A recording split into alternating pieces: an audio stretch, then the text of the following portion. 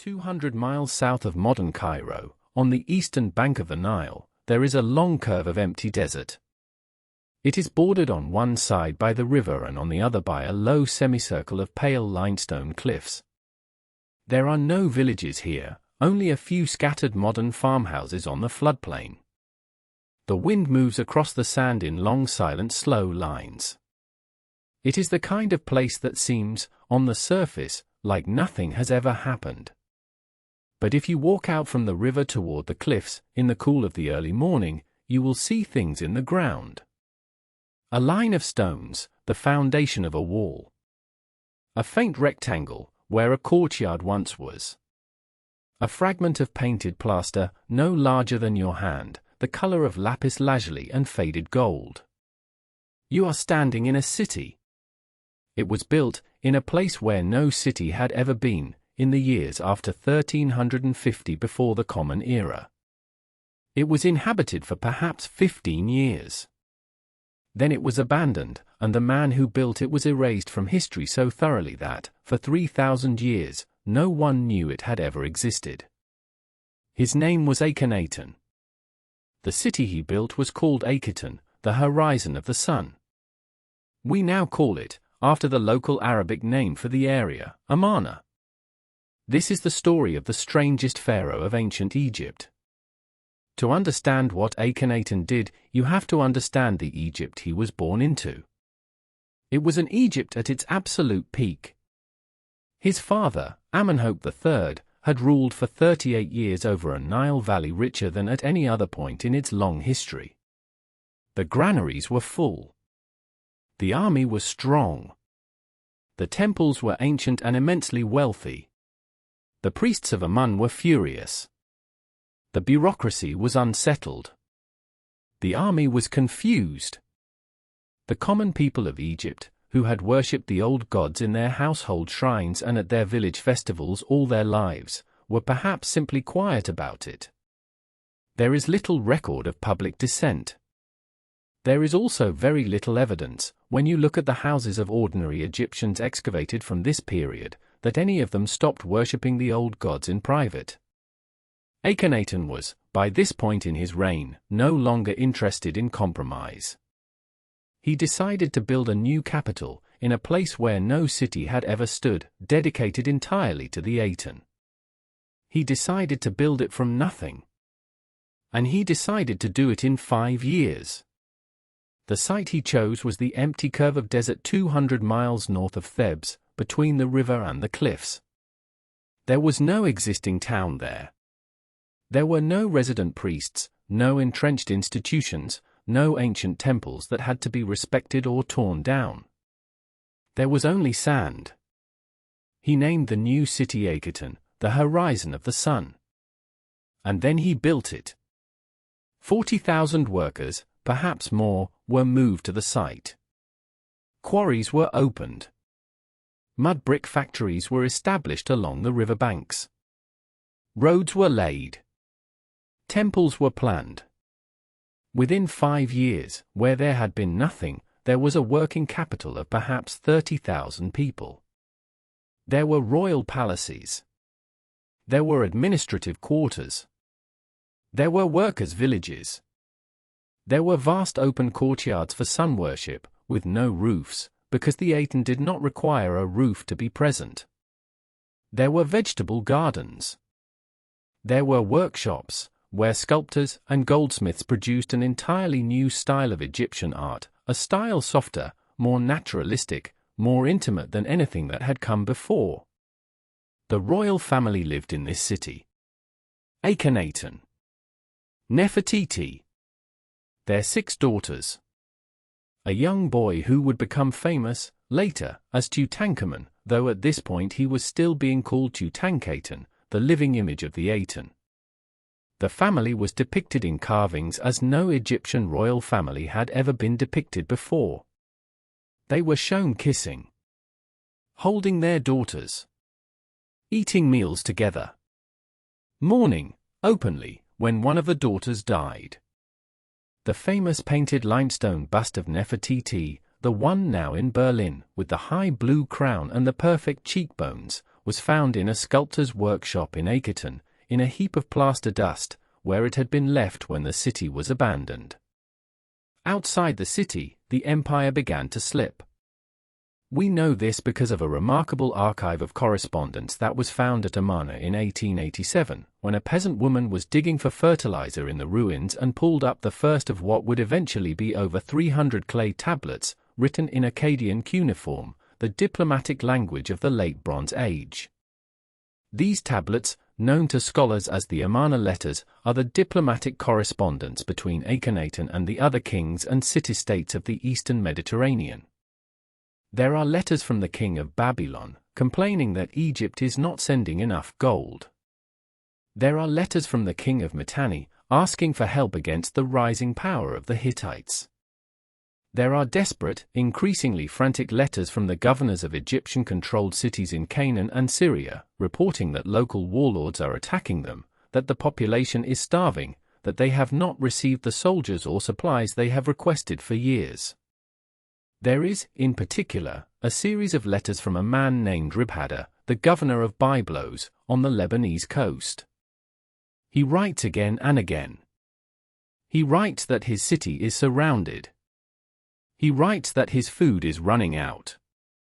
He writes that he has sent 40 messengers to Pharaoh and has received no reply. The reply, by every indication of the archive, never came. Akhenaten, in his new desert capital, was not opening his foreign mail. He was busy with his religion. The empire did not collapse during his reign. But it bled. Cities were lost. Allies turned to other patrons. The Hittite kingdom, in modern Turkey, grew steadily stronger at Egypt's expense. The next pharaohs would spend decades trying to repair the damage. And then, in the 17th year of his reign, Akhenaten died. We do not know how. A pharaoh stood here once and said there is only one God, and it is the sun. He built a city for that God, and the city stood for 15 years. He died. The city emptied. His name was hammered off every wall in Egypt. And then, after 3,000 years, a peasant woman digging in this dust found a clay tablet, and slowly, very slowly, his city began to come back. Sleep well.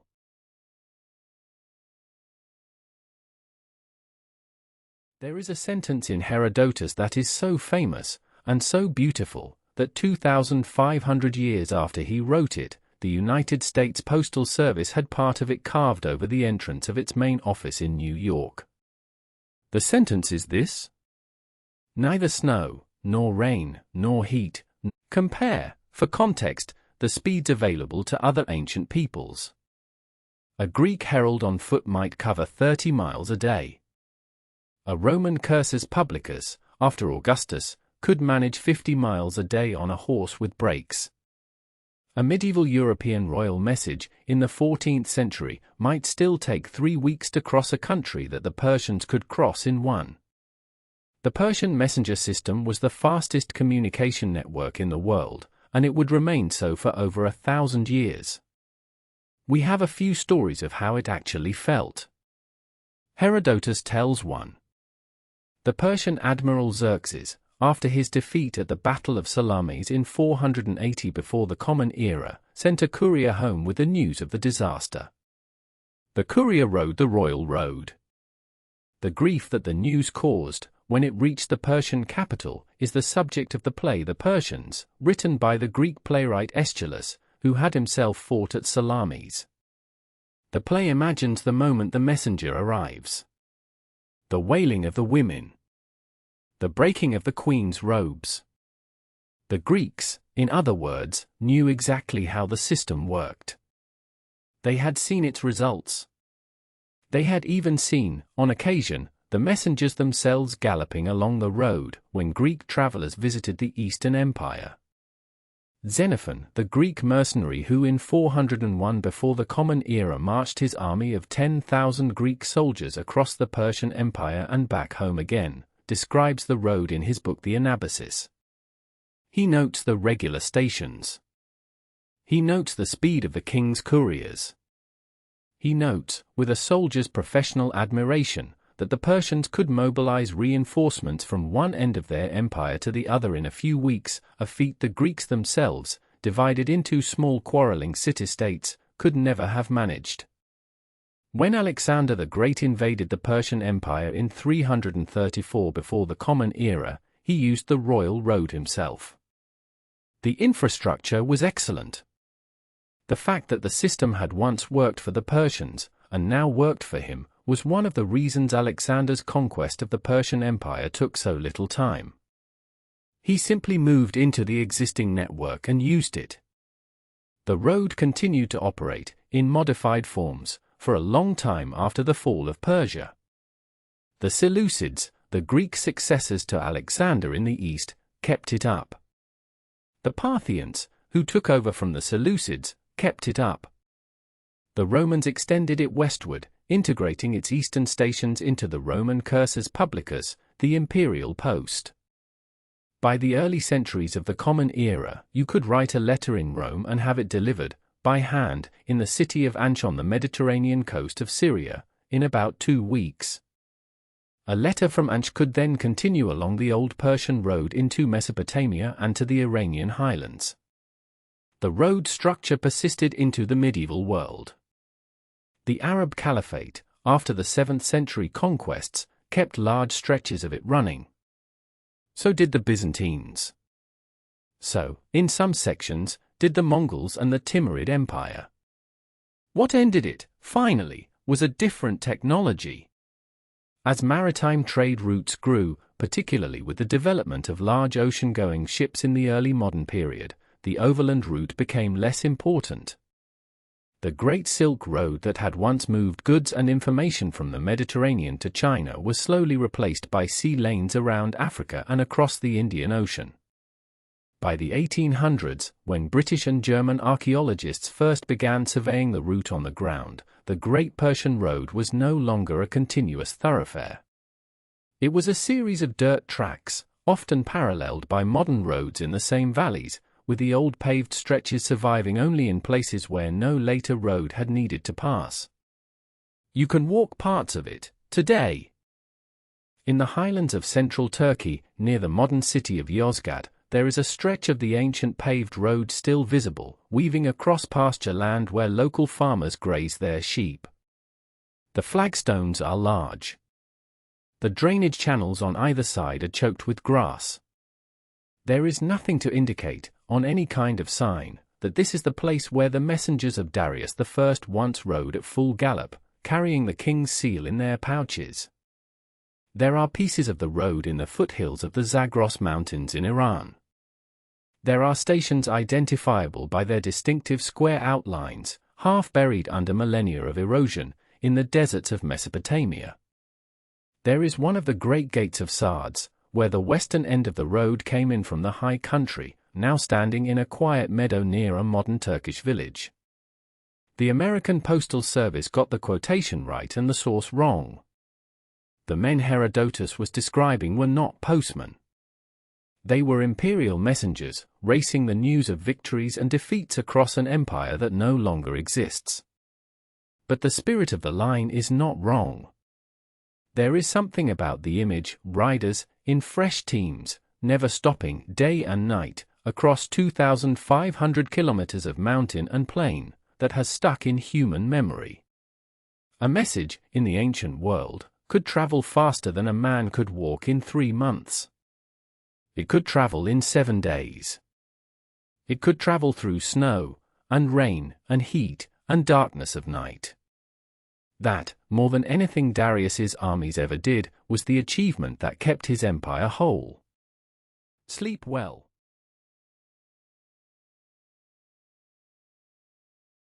In the spring of 1994, a team of French archaeological divers, led by a man named Jean-Yves Empereur, began their first season of work on the floor of the harbor of Alexandria.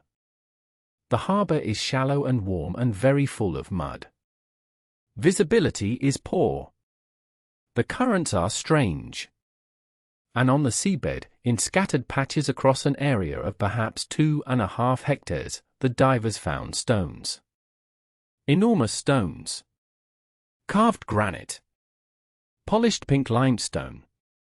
Sphinxes the size of small cars. Columns 30 feet long, lying on their sides. Statues of Egyptian pharaohs in classical Greek pose, fallen face down in the silt. And, most strangely, several huge blocks of cut masonry far larger than any building material that had ever been used in classical Egypt, blocks so large they could only have come from a single structure on a single site, somewhere on this piece of coast, in this harbor. Emperor and his team were not entirely sure what they were finding.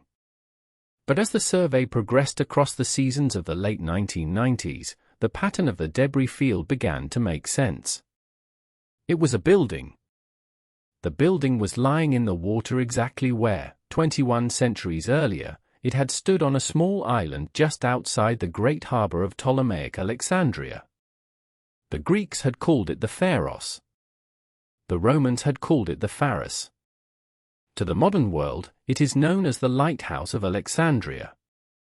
It was, for 1,000 years, the tallest secular building on the surface of the earth.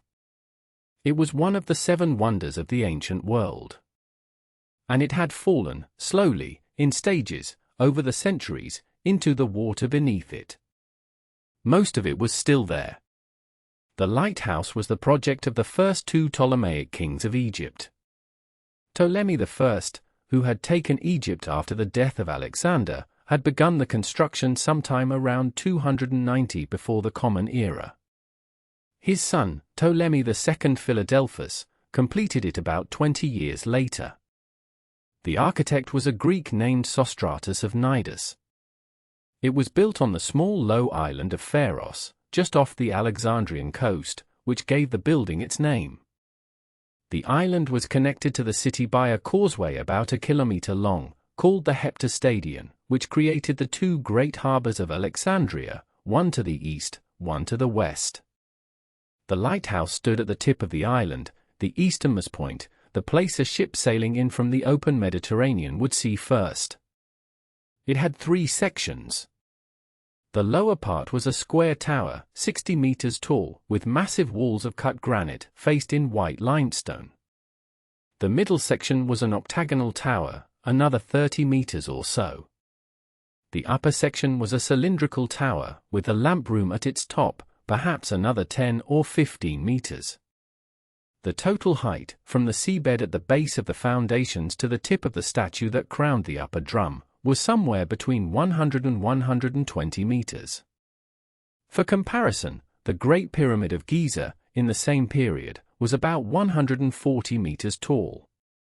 The lighthouse was the second tallest structure in Egypt, and the tallest building in the world that was not a tomb. At its top, a fire burned continuously. By day, sailors could see the building from 20 miles offshore.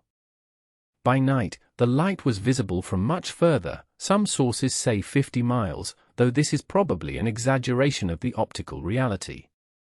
The light was, in any case, visible at distances where nothing else man-made could compete. The fire was tended by a permanent crew. The fuel was brought up to the top by a spiral ramp that wound around the inside of the lower tower, wide enough for donkeys carrying loads of wood and oil. The reflector behind the flame was, by ancient accounts, polished bronze. It was a working lighthouse for almost 1,000 years. The Romans, after their conquest of Egypt in 30 before the Common Era, kept it operating. They put it on their coins. The early medieval Byzantine Empire kept it operating. The Arab Caliphate, after the conquest of Egypt in 641, kept it operating. The first damage came from earthquakes. In the year 956, a strong earthquake in the eastern Mediterranean caused the upper drum, the topmost cylindrical section, to collapse. The fire was extinguished. For the first time since its construction, the lighthouse was dark. It was repaired, partially, by the Arab governors of Alexandria. The lamp room was rebuilt. The function continued, but at reduced effectiveness. In the year 1103, a stronger earthquake brought down the octagonal middle section. The lighthouse was now only the lower square tower, still impressive, still functional, but no longer the soaring three-stage wonder it had been. A Muslim traveler named Ibn Battuta visited Alexandria in 1349 and described the ruin as he saw it. The lower tower, he wrote, was still standing. The internal ramp was intact. He climbed to the top. From there, he could see across the city of Alexandria, and out over the harbor, and far into the Mediterranean. The view, he said, was breathtaking. But the upper levels were gone. The fire was no longer kept burning. A final earthquake in 1403 brought down most of the remaining lower tower. The lighthouse, after a working life of more than 1600 years, was no longer a building. It was a heap of stones on the eastern end of the island. In 1480, the Mamluk Sultan Qaitbay decided to fortify Alexandria. He needed a defensive fortress at the entrance to the harbor. The traditional location for such a fort, the eastern tip of Pharos Island, was already occupied by what remained of the lighthouse. Qaitbay had the surviving structure pulled down. He used the foundations and the lower courses of the lighthouse's masonry as the foundation and structure of a new fortress. The citadel of Qaitbay, which still stands today, on the same spot, is built largely out of recycled stones from the lighthouse. The fortress is famous now in its own right. It is a stop on every Alexandrian tourist itinerary. Most visitors do not realize, as they walk through its low Mamluk halls, that the granite under their feet was once part of the foundation of the Pharos. The rest of the lighthouse, the higher sections that had collapsed before Qaitbay's reuse, had gone in the meantime into the sea. This is what Jean-Yves Emperor and his team found, almost 600 years later, on the seabed of Alexandria's harbor. The eastern harbor of Alexandria, in the centuries after the lighthouse's collapse, had silted up. The shore had moved slightly. The mouth of the harbor had shifted. The fallen blocks, the toppled statues that had stood on the lower terraces of the lighthouse complex, the granite columns that had decorated its base, all of these had been lying in 2 to 10 meters of water, exactly where they had fallen. The site had never been disturbed. In the late 1990s and early 2000s, working in difficult conditions, the divers catalogued over 2,000 individual blocks. They reconstructed, slowly, on land, the rough geometry of the structures the blocks had come from. They identified 12 major statues, including several enormous figures of Ptolemy and Cleopatra, and at least 2 columns of Aswan granite, each weighing about 75 tons. Some of the stones were raised and put on display. Most were left on the seabed, in place, marked as an underwater archaeological park. Today, you can go diving among the ruins of the lighthouse. It is not the easiest dive, the visibility is poor, the harbor is full of modern shipping, the bureaucracy is layered, but it is possible.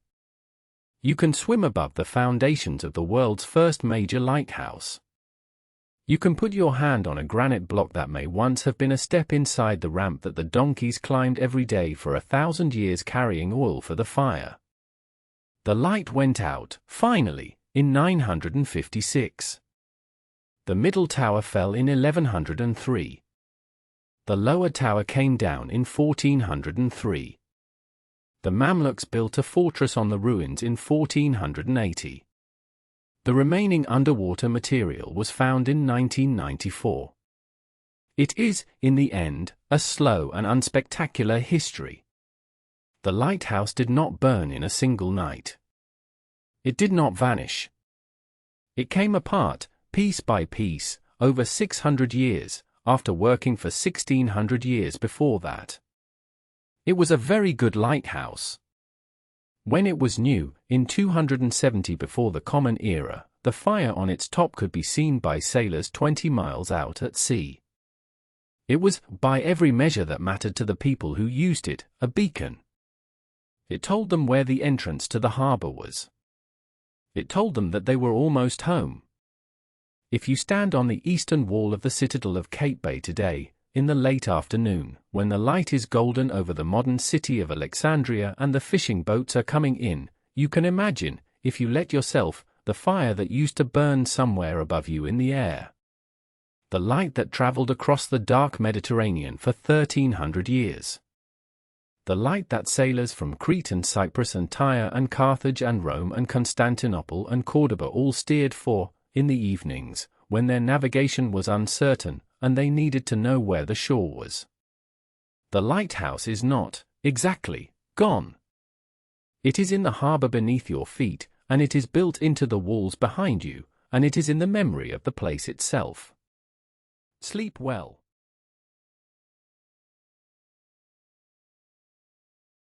In the late afternoon of an autumn day in ancient Greece, a procession of perhaps 3,000 people is walking along a paved road. The road is called the Sacred Way. It runs west from Athens, 21 kilometers, to a small town on the coast of the Saronic Gulf. The town is called Eleusis. The procession is on its 5th day. They have not slept much. They have been fasting for hours. They will, before the night is over, enter a stone hall lit only by a few torches, and there they will witness something. Whatever it is, they will be sworn, under penalty of death, never to speak of it. This was the central religious experience of the ancient Greek world. It is called the Eleusinian Mysteries. It was performed every year, in early autumn, for almost 2,000 years. The initiates included Plato, Sophocles, Pindar, Cicero, the Emperor Hadrian, the Emperor Marcus Aurelius, and almost every Greek and Roman of consequence whose name you have ever heard. And what actually happened at the climax of the ritual, inside the small stone hall on the slopes of the hill at Eleusis, remains, even now, after 2,500 years, almost completely unknown. It is the longest successfully kept secret in the recorded history of the human species. The mysteries were administered by two priestly families of Eleusis, the Eumolpidae and the Kerykes, who claimed direct hereditary descent from heroes of the Trojan War.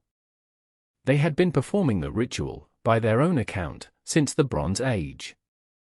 The archaeology supports them in part. The site at Eleusis shows continuous religious use, in roughly the same place, from at least 1500 before the Common Era. The myth that lay behind the mysteries was the story of the goddess Demeter and her daughter Persephone. Demeter was the goddess of grain and of agriculture. Persephone was her daughter, and her only beloved child. The myth, told in the Homeric hymn to Demeter from the 7th century before the Common Era, goes like this. Persephone was walking in a meadow, gathering flowers. The earth opened. Hades, the king of the underworld, drove up in a black chariot, seized her, and carried her down with him into the dark. Demeter was distraught. She wandered the world looking for her daughter. In her grief, the harvests failed. Crops withered. People began to die of famine. She came, eventually, in disguise, to the city of Eleusis. She sat down by a well. A local family took her in.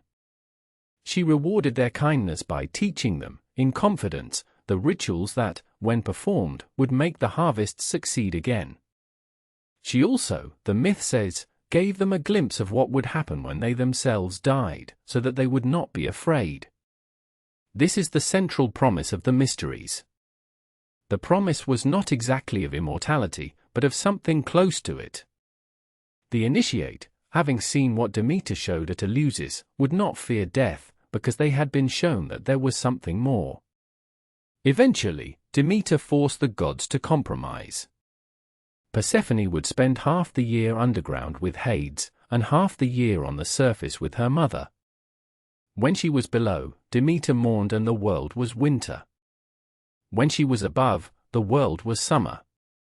The annual rhythm of the seasons was Demeter's grief and Demeter's relief. The mysteries took 9 days to perform, every September, in the month the Greeks called Bodromion. The first days were preparation. On the first day, the sacred objects of the cult, which had been kept in a sealed chamber at Eleusis for the previous year, were carried in covered baskets along the sacred way to Athens, and placed in the Eleusinian at the foot of the Acropolis. On the second day, the public proclamation of the mysteries was made in the Athenian Agora, open to anyone who spoke Greek and who had not killed a man. On the third day, the candidates for initiation, there might be several thousand, some of them women, some of them slaves, assembled by the sea and underwent ritual purification. Each carried a small piglet, which was sacrificed. On the fourth day, there were preparatory rites in Athens. On the fifth day, the most famous of the public elements, the procession set out from Athens to walk the 21 kilometers back to Eleusis. It was a slow procession. People carried torches. There was singing. There was, at points, ritual jeering at strangers along the road, a practice called gephorismos, the bridge mockery, in which initiates exchanged crude insults across a particular bridge. It was meant to break their dignity, to humble them before what was coming. They arrived at Eleusis in the evening, having been fasting all day. The night was given to the lesser mysteries. There were ritual feasts. There were torchlight ceremonies in the open precincts. There was, at some point, the breaking of the ritual fast with a drink called the kykeon, a mixture of barley meal, water, and pennyroyal mint. Some modern scholars have speculated that the kykeon may have contained a mild psychoactive substance, perhaps an ergot from infected barley. This is, like almost everything about the mysteries, unprovable. And then, on the seventh and eighth days, the initiates entered the telesterion. The telesterion was a square stone hall on the lower slope of the hill at Eleusis. It was not particularly grand. It was, however, large, capable of holding several thousand people standing closely together. There were stone benches around the inside walls. At the center was a small inner sanctum, called the Anacteron, which only the high priests could enter. The doors were closed. The hall was lit by a few torches. The initiates, who had been fasting and walking and grieving in ritual mourning for Persephone for several days, were now in a state of heightened receptivity. They were tired. They were quietened. They were ready. Something happened in the hall. We do not know what. We know there were three elements involved. There were the things spoken, the legomena. There were the things done, the dromena. And there were the things shown, the deiknomena. We know that there was a moment, at some point, when the doors of the Anacteron opened and the high priest, called the Hierophant, brought out an object and showed it to the assembled initiates, and that the moment was the central revelation of the ritual. We know that some kind of sacred dramatic performance was enacted. Probably the descent of Persephone into the underworld and her return. We know that there was an ecstatic moment. Some sources, writing in metaphor, describe it as a great fire bursting from the hall. Others describe it as a sound, a clap, a sudden illumination. Plutarch, writing in a fragment that survives only because Christian commentators quoted it, compared the moment to the soul leaving the body at death, the same sequence of terror, then disorientation, then sudden light, then wonder, then peace. The initiates were sworn to secrecy. Some of them, including the playwright Aeschylus, were nearly executed for accidentally letting details slip in public performance. Pausanias, writing later, says that he had been initiated himself, and that he had been forbidden by a dream to describe what he had seen. Cicero, the Roman statesman, said simply that the mysteries had taught him to live with hope, and that they had taught him to die with a sweeter expectation. He did not say more. The secret held. It held through the Hellenistic period, through Alexander's conquests, through the rise of Rome, through the great philosophical schools of the Mediterranean, through Christianity's early centuries. It held, in fact, until the cult itself was forcibly suppressed. In the year 392 of the Common Era, the Christian Emperor Theodosius I issued the decree closing all non-Christian religious institutions in the Roman Empire. The mysteries at Eleusis, which had been operating, by the most conservative estimate, for over 1,000 years, and by their own internal tradition for nearly 2,000, were stopped. A few years later, the buildings at Eleusis were partially destroyed by Visigothic raiders under Alaric. The sacred objects were lost or hidden. The hereditary priesthoods of the Eumolpidi and the Kerykes dispersed. By the year 450, there were no more initiations. And because the initiates had been sworn to secrecy for so long, and because their oaths held even unto death, and because the priestly families were the only ones who knew the full ritual and they were gone, there was, by the early Middle Ages, no one left who actually knew what had happened in the Telesterion. There is, today, almost nothing at Eleusis. The modern town of Eleusina, on the coast west of Athens, is industrial and slightly grim, petroleum refineries, container shipping, smokestacks. The archaeological site is in the middle of the town, surrounded by a fence. You walk in past a small museum. You see the remains of the gateway. You see the foundations of the Telesterion, which is now just a wide flat platform with the bases of 42 stone columns visible in regular rows. The Anacteron, the inner sanctum, is just a slightly raised platform at the center. There is nothing inside it now. There is, however, in the small museum, the head of a colossal statue of Demeter that once stood near the entrance. There is a fragment of a marble relief showing a woman in a long robe carrying a basket, perhaps an initiate. There is a stone marker with an inscription warning that the uninitiated should not enter. That is all. The secret, after 2,500 years, has not been broken. Modern scholars argue and speculate and propose theories. There are books about the role of psychoactive plants. There are books about the symbolism of the wheat. There are books about the structure of the ritual drama. None of them know. What we do know is what the initiates said, in the small lines they left behind when they came home. They said the mysteries changed them. They said they no longer feared the night. They said they walked in the world differently afterwards, knowing something they could not say. The hill at Eleusis is very quiet, in the early evening, in autumn, when the wind comes off the gulf. You can stand on the platform of the Telesterion and look out at the sea. The light over the water is the light it was when the procession arrived. The columns are gone, but you can imagine them. 2,000 years of initiates walked here. They were not gullible people. Plato came here. Cicero came here. Hadrian came here. They saw something. They were satisfied with what they saw.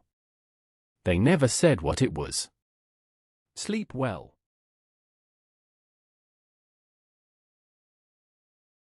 In a quiet university room, in the year 2014, a scholar is bending over a flat, pale rectangle of papier-mâché. It is not much to look at. A scrap, perhaps the size of a small book, made by pressing layers of old papyrus together with glue, 2,000 years ago, somewhere in Egypt. It had been used to wrap the body of an unimportant dead person, a cheap, recycled covering for a cheap, recycled coffin. For most of its history, no one would have given it a second glance. But under the magnifying glass, the scholar can see ink. He can see Greek letters, neatly written, in the long lines of lyric verse. And as he reads, slowly, line by line, he begins to understand what he is holding. He is holding a poem by Sappho. A poem that no one alive has read for nearly 2,000 years. Tonight, we follow that voice. From an island in the Aegean, 600 years before the Common Era, through the slow erosion of the centuries, into the rubbish heaps of Roman Egypt, and into the patient hands of the scholars who, even now, are still finding her, line by line, word by word, in the sand. The island of Lesbos lies in the eastern Aegean, close enough to the coast of what is now Turkey that on a clear morning you can see the mainland from its shore. It is a green island. There are olive groves. There are low hills. There are small harbors. In the 7th century before the Common Era, it was a wealthy place, politically restless, divided into noble families that schemed against each other, but rich in trade, and rich, above all, in song. The Greeks of Lesbos spoke a dialect called Aeolic. It is a softer dialect than the Attic Greek of Athens. It has a particular music to it. And on this island, in this dialect, in roughly the year 630 before the Common Era, a woman was born in the city of Mytilene. We do not know who her parents were, with certainty. We do not know what she looked like. We do not know exactly when she died or how. We know, from her own poems, that she had a brother named Charaxus, who was a wine merchant, and that she worried about him. We know she had a daughter, whom she called Clace, and whom she loved. And we know that she wrote. She wrote in lyric. That is to say, she wrote poems to be sung, accompanied by the lyre. She wrote in particular meters that were so distinctively hers that they would, in time, simply be named after her, the Sapphic stanza, the Sapphic hendecasyllable. Every poet for the next 2,000 years who wanted to write in those meters would be, in effect, writing in her voice. She wrote, above all, about love. The poems are very personal. They speak of weddings, of farewells, of jealousy, of longing, of the small ordinary moments in which a particular face, or a particular voice, becomes suddenly unbearable. Much of the love poetry is addressed to women and to girls. It is from her name, and from her island, that the English language took two of its most familiar words. To call something sapphic is to invoke her. To call a woman a lesbian is to invoke her island. She apparently led, or taught, a circle of young women. What that circle was, exactly, we do not know. Some scholars have imagined it as a school. Others as a religious group, perhaps devoted to Aphrodite. Others as something more domestic and informal. The truth is gone. But the poetry, for a time, was everywhere. In her own time, and for almost 1,000 years afterwards, Sappho was considered one of the greatest poets in the Greek language. Plato, writing 200 years after her death, called her the 10th muse. The 9 muses, in Greek mythology, were the daughters of memory, the goddesses of song and inspiration. To call a mortal poet the 10th was the highest praise the language could offer. The librarians at Alexandria, in the 3rd and 2nd centuries before the Common Era, gathered her work and arranged it into 9 books, perhaps 10,000 lines in total. The books were organized by meter. They were copied, and recopied, and carried out into the world. Her poems were sung at Greek symposia, at wedding feasts, in private houses. They were quoted by orators to make a point about beauty, by philosophers to make a point about the soul, by grammar teachers to illustrate a tricky verb in the Aeolic dialect. Roman poets translated her. Catullus, writing in Latin in the 1st century before the Common Era, took one of her most famous poems and remade it for a Roman audience. Horace borrowed her meters. For 1,000 years, almost anyone in the Mediterranean who could read could quote a few lines of Sappho. And then, slowly, the lines began to fall away. The loss did not happen all at once. Some of it was simple decay. Papyrus is a fragile material. It dries and cracks. It is eaten by insects. It is lost in shipwrecks and house fires. A scroll left in a damp library shelf for 100 years will rot. A scroll left in the desert may survive forever, but most scrolls were not left in deserts. Some of it was fashion. Taste changed. In the late antique world, the kind of intimate personal lyric that Sappho wrote was no longer the dominant style. Other poets were copied more often. She was copied less. Some of it was technological. In late antiquity, the book began to change shape. The old papyrus scrolls were gradually replaced by the bound parchment codex, the form we still use today. Parchment was more durable, but it was also more expensive.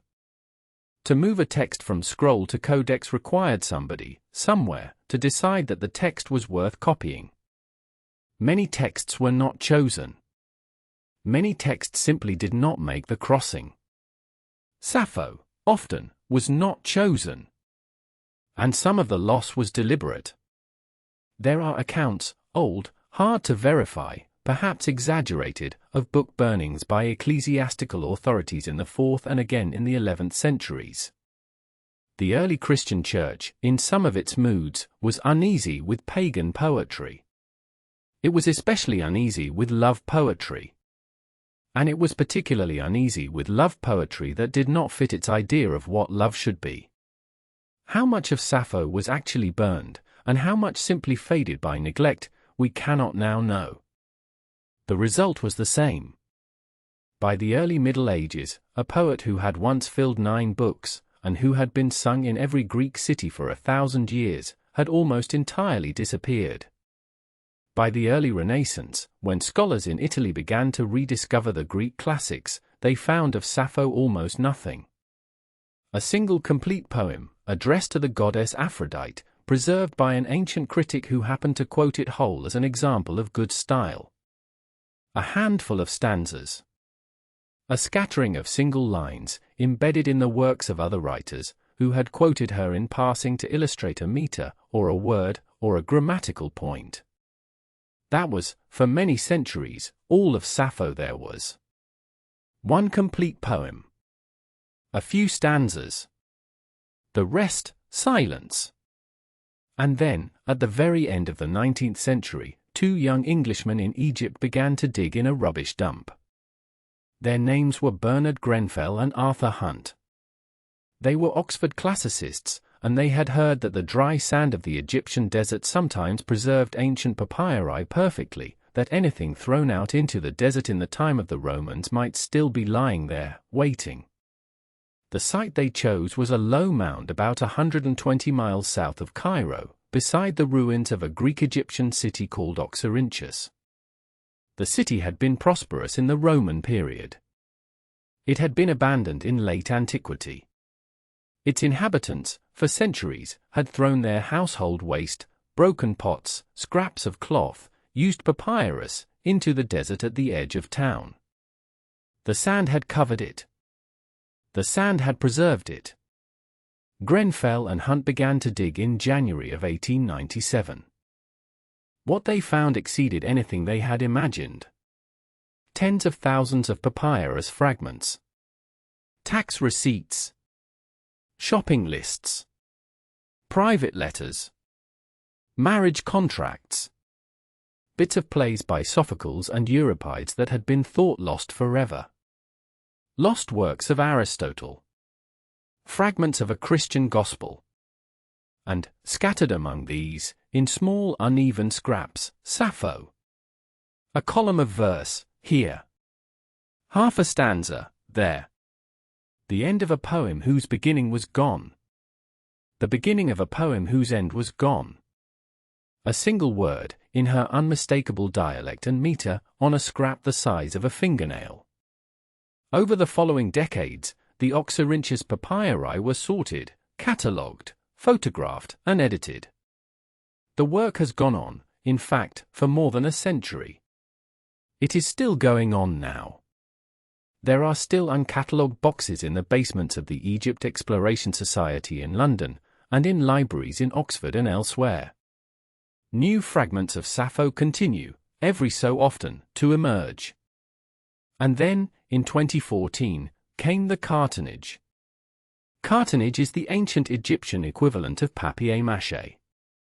Workshops would take used papyrus, old tax documents, old letters, old worn-out scrolls, and press the sheets together with paste to make stiff panels.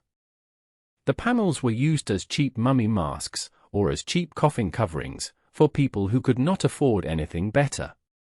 The papyrus inside the cartonnage was usually treated as recycled trash. For a long time, scholars routinely dissolved cartonnage to retrieve the inner papyri. In 2014, a fragment of cartonnage, in a private collection, was being examined. When the layers were carefully separated, 2 new poems by Sappho appeared. One was a poem about her brother Charaxus, the wine merchant, and about her concern for his safe return from a sea voyage. The other was a poem addressed to Aphrodite, fragmentary, but real. A poem that Sappho had written in Lesbos, 600 years before the Common Era. A poem that had been copied, somewhere, perhaps 400 or 500 years later, on a sheet of papyrus.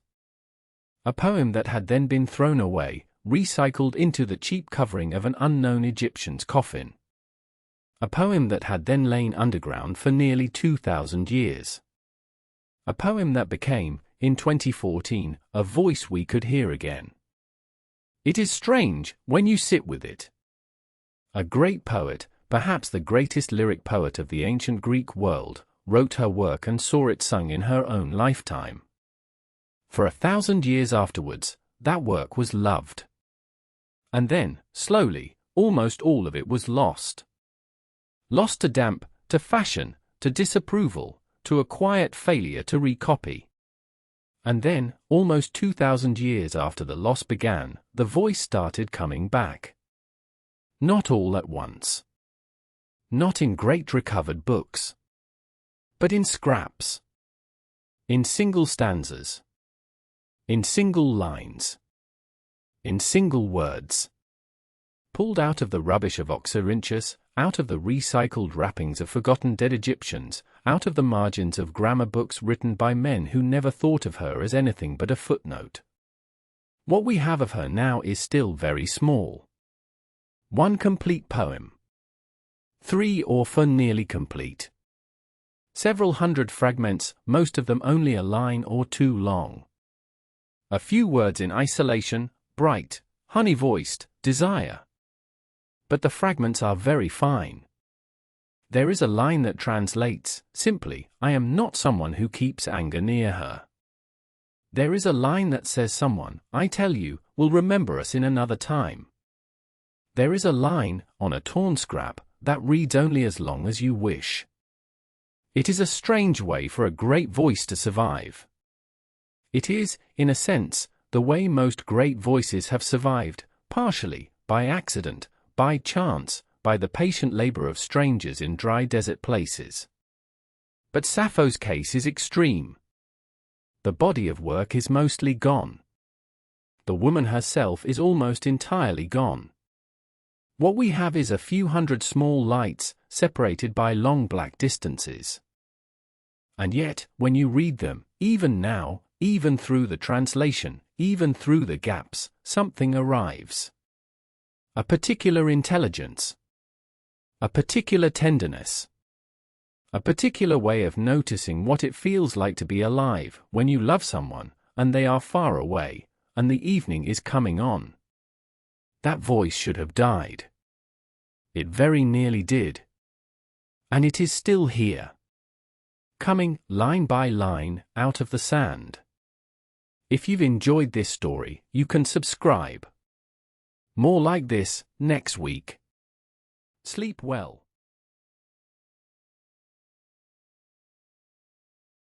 In the cool hour before dawn, on the slopes of a mountain in central Greece, a woman in her late 50s is being dressed. She has been fasting for 3 days. She has bathed in the cold water of a spring called Castalia, which runs out of a cleft in the rock above the temple. Her hair is unbound. She wears the long robe of a young bride, a costume that, by the time she became the Pythia, was already strange, already archaic, already part of the ritual.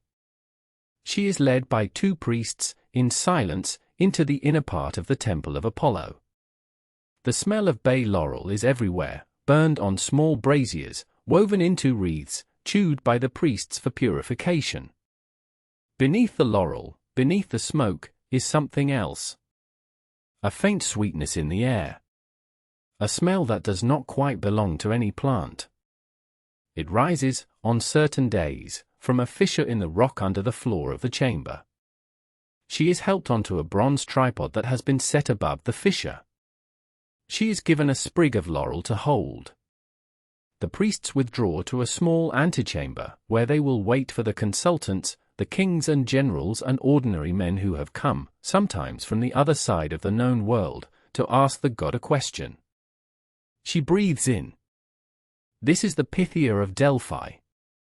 For more than 1,000 years, women like her sat on a tripod over a crack in the rock and gave answers to anyone who asked. The answers shaped wars. They shaped the founding of cities. They shaped the philosophical life of Greece. And none of the women who gave them, and none of the priests who interpreted them, and none of the kings who came to hear them, knew what was rising from the stone below. Delphi sits on a steep terrace on the southern slopes of Mount Parnassus, about 2,000 feet above the Gulf of Corinth. It is, even today, one of the most beautiful places in the world. The mountain rises sharply behind. The valley falls steeply away in front. Eagles, in the right season, drift in slow circles below the level of the road. The Greeks believed it was the center of the earth. According to one of the myths, Zeus released 2 eagles from opposite ends of the world, and they met at Delphi. A carved stone, called the omphalos, the navel, marked the exact point. The shrine was sacred to Apollo. The myth said that Apollo had killed a great serpent, called the Python, in the cleft of the rock there, and that the body of the serpent had been left to decay in the chasm. The vapors that rose from the chasm afterwards were the breath of the Python's corpse, transformed by the god's victory into a means by which a mortal woman could be touched by Apollo's mind. The first records of the oracle's activity come from the 8th century before the Common Era. The last reliable records come from the late 4th century of the Common Era. More than 1,000 years. The oracle outlasted the kingdom that built it.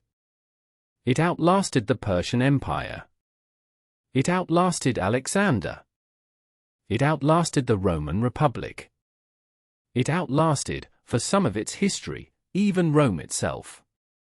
The Pythia herself was always an ordinary woman. She was chosen from the women who lived in the village of Delphi, on the slopes below the temple. She was not nobility. She was not a foreigner. She had no special training. The only requirement was that she be of unblemished character, that she have lived an honorable life, that there be no scandal attached to her name.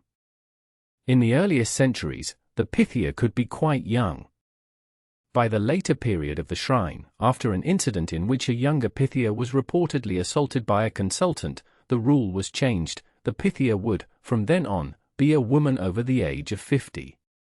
She kept her own house. Some of them were married. Some had children.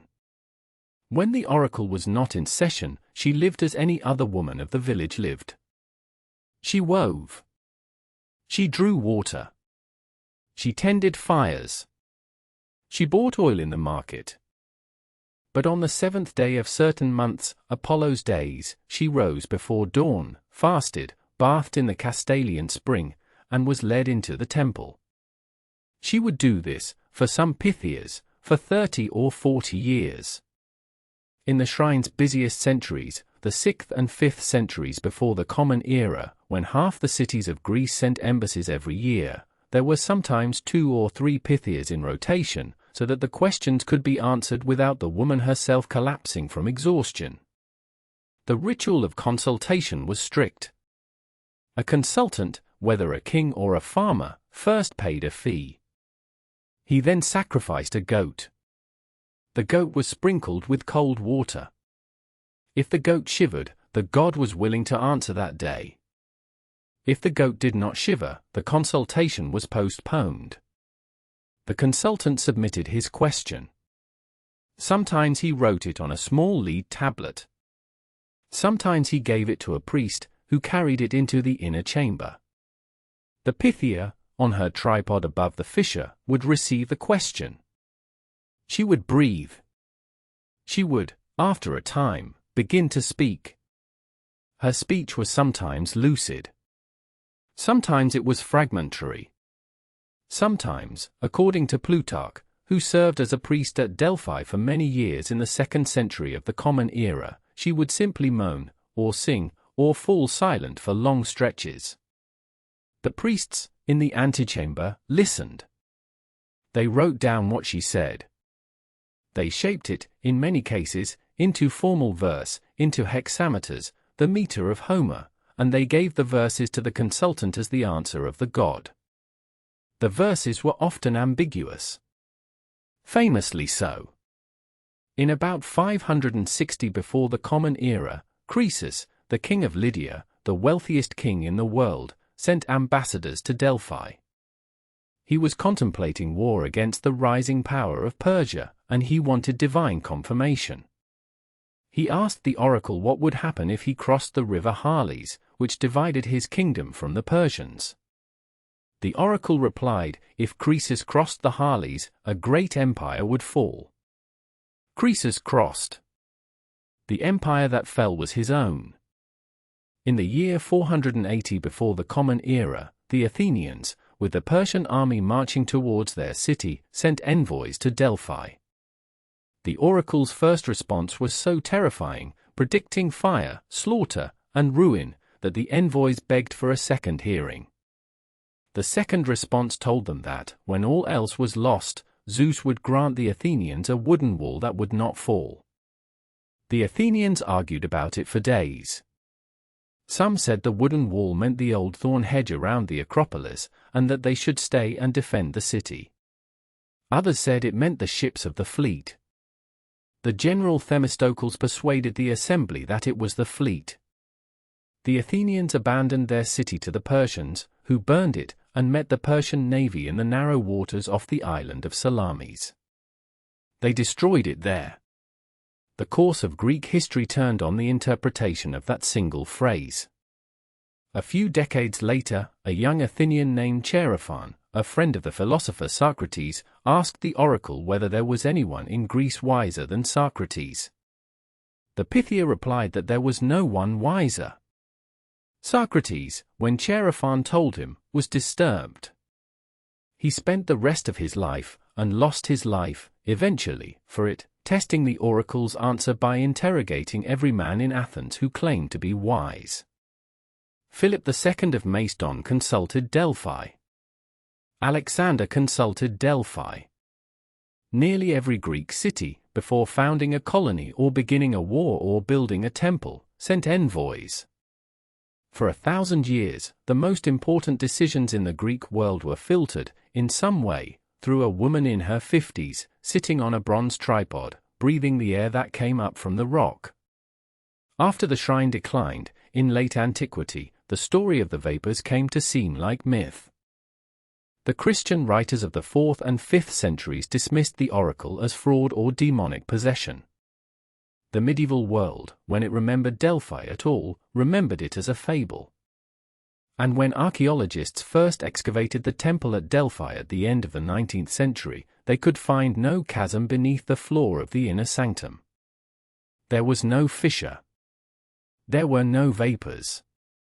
The ancient sources, it seemed, had been writing poetry, not reporting fact. For most of the 20th century, the scholarly consensus was that the vapors had never existed, that Plutarch and the others had been describing a theatrical convention, or a misunderstanding, or a deliberate priestly fiction. Then, in the years around 2000, a team of researchers reopened the question. Their names were John Hale, an archaeologist, Gel de Boer, a geologist, Geoffrey Chan Tun, a chemist, and Henry Spiller, a toxicologist. De Boer had been doing fieldwork in central Greece on entirely unrelated geological matters, and he noticed something. Delphi sits exactly at the intersection of two geological faults. One runs east to west along the side of Mount Parnassus. The other runs roughly north to south through the valley below. They cross directly beneath the site of the Temple of Apollo. The underlying rock at Delphi is bituminous limestone, a rock rich in hydrocarbons. When such rock is fractured by tectonic activity, and when groundwater moving through the fractures is heated by the friction and pressure along the fault, the limestone can release light hydrocarbon gases. One of those gases is ethylene. Ethylene is a sweet-smelling, colorless gas. In the early 20th century, before it was replaced by safer compounds, it was used as a general anesthetic in hospitals. The effects of ethylene inhalation, at the dosages that produced anesthesia, are well documented in the medical literature. At low concentrations, ethylene produces a sense of euphoria, a faint sweet taste, and a dissociative trance state. The subject remains conscious, can hear and respond to speech, but feels separated from the body. At higher concentrations, it produces erratic behavior, sometimes loss of motor control, sometimes unconsciousness. Hale and de Boer analyzed the spring water at Delphi and found traces of ethane and methane and small amounts of ethylene. They examined the geology beneath the temple. The fissures, they concluded, were almost certainly present in antiquity. The vapors had been real. The sweet smell that Plutarch describes was, in all likelihood, the smell of ethylene. And Plutarch's descriptions of the Pythia in trance, her speech sometimes lucid, sometimes fragmentary, her body sometimes calm, sometimes restless, her recovery slow, the trance fading with the smell of the air, match, almost exactly, the medical descriptions of a patient under light ethylene anesthesia. The women on the tripod were breathing a hydrocarbon released by tectonic stress, deep beneath the floor of the inner sanctum, for more than 1,000 years. None of them knew. None of the priests knew. None of the kings who came to consult them knew. The shrine's last centuries were quieter ones. Rome had moved its attention elsewhere. Christianity was rising. The fissures, perhaps, were releasing less gas as the tectonic activity along the faults shifted. Plutarch himself, writing in the 2nd century, complains that the oracle's responses had grown weaker and more infrequent in his lifetime. In the year 360-something of the Common Era, the Roman Emperor Julian, called the apostate because he had rejected Christianity and tried to restore the old religions, sent an envoy to Delphi to ask the oracle whether he should rebuild the temple. The Pythia's reply, according to tradition, was this: "Tell the king, the bright temple has fallen. Apollo has no roof, no laurel, no spring of voice. The talking water is silent." A few decades later, in 393 of the Common Era, the Emperor Theodosius I issued his decree closing the pagan shrines of the empire. The mysteries at Eleusis ended. The temples at Olympia ended. And the oracle at Delphi, after more than 1,000 years, ended. The last Pythia, whoever she was, went home to her house in the village below the temple, and she did not return. There is something to think about, at the end of this story, that is harder to settle than it first appears. For 1,000 years, the most powerful decisions in the Greek world, when to go to war, where to found a city, whether to trust a friend, how to interpret a dream, were referred, in part, to the words of a woman in a trance, in a small chamber, in a temple on the side of a mountain.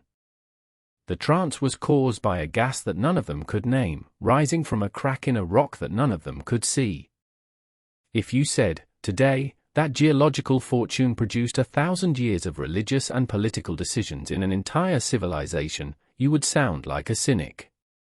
But it is also true that the consultants came back. That the answers, for all their ambiguity, were felt to be useful. That the system, somehow, worked, that the women on the tripod, breathing what they did not understand, gave answers that the wisest men of antiquity were willing to act on.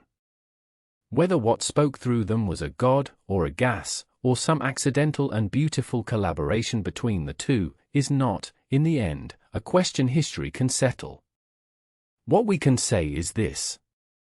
There was a woman, in a robe, on a tripod, in a small chamber on the side of Mount Parnassus. She breathed in. She breathed out. She spoke. And for 1,000 years, kings listened. If you've enjoyed this story, you can subscribe. More like this next week. Sleep well.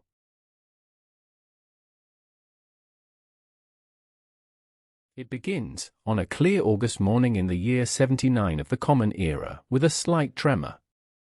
In the Bay of Naples, on the western coast of Italy, the people who live around the great green volcano of Vesuvius have grown used to small earthquakes.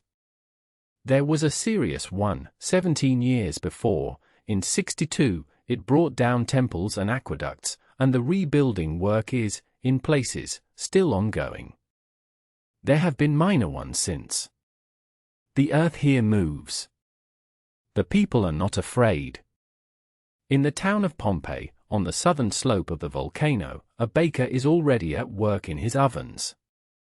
There are 81 bakeries in Pompeii. The bread for the day is being made. 40 loaves, in one of those bakeries, are inside the brick oven at this moment. They will still be there, carbonized but intact, when the room is opened 1700 years later.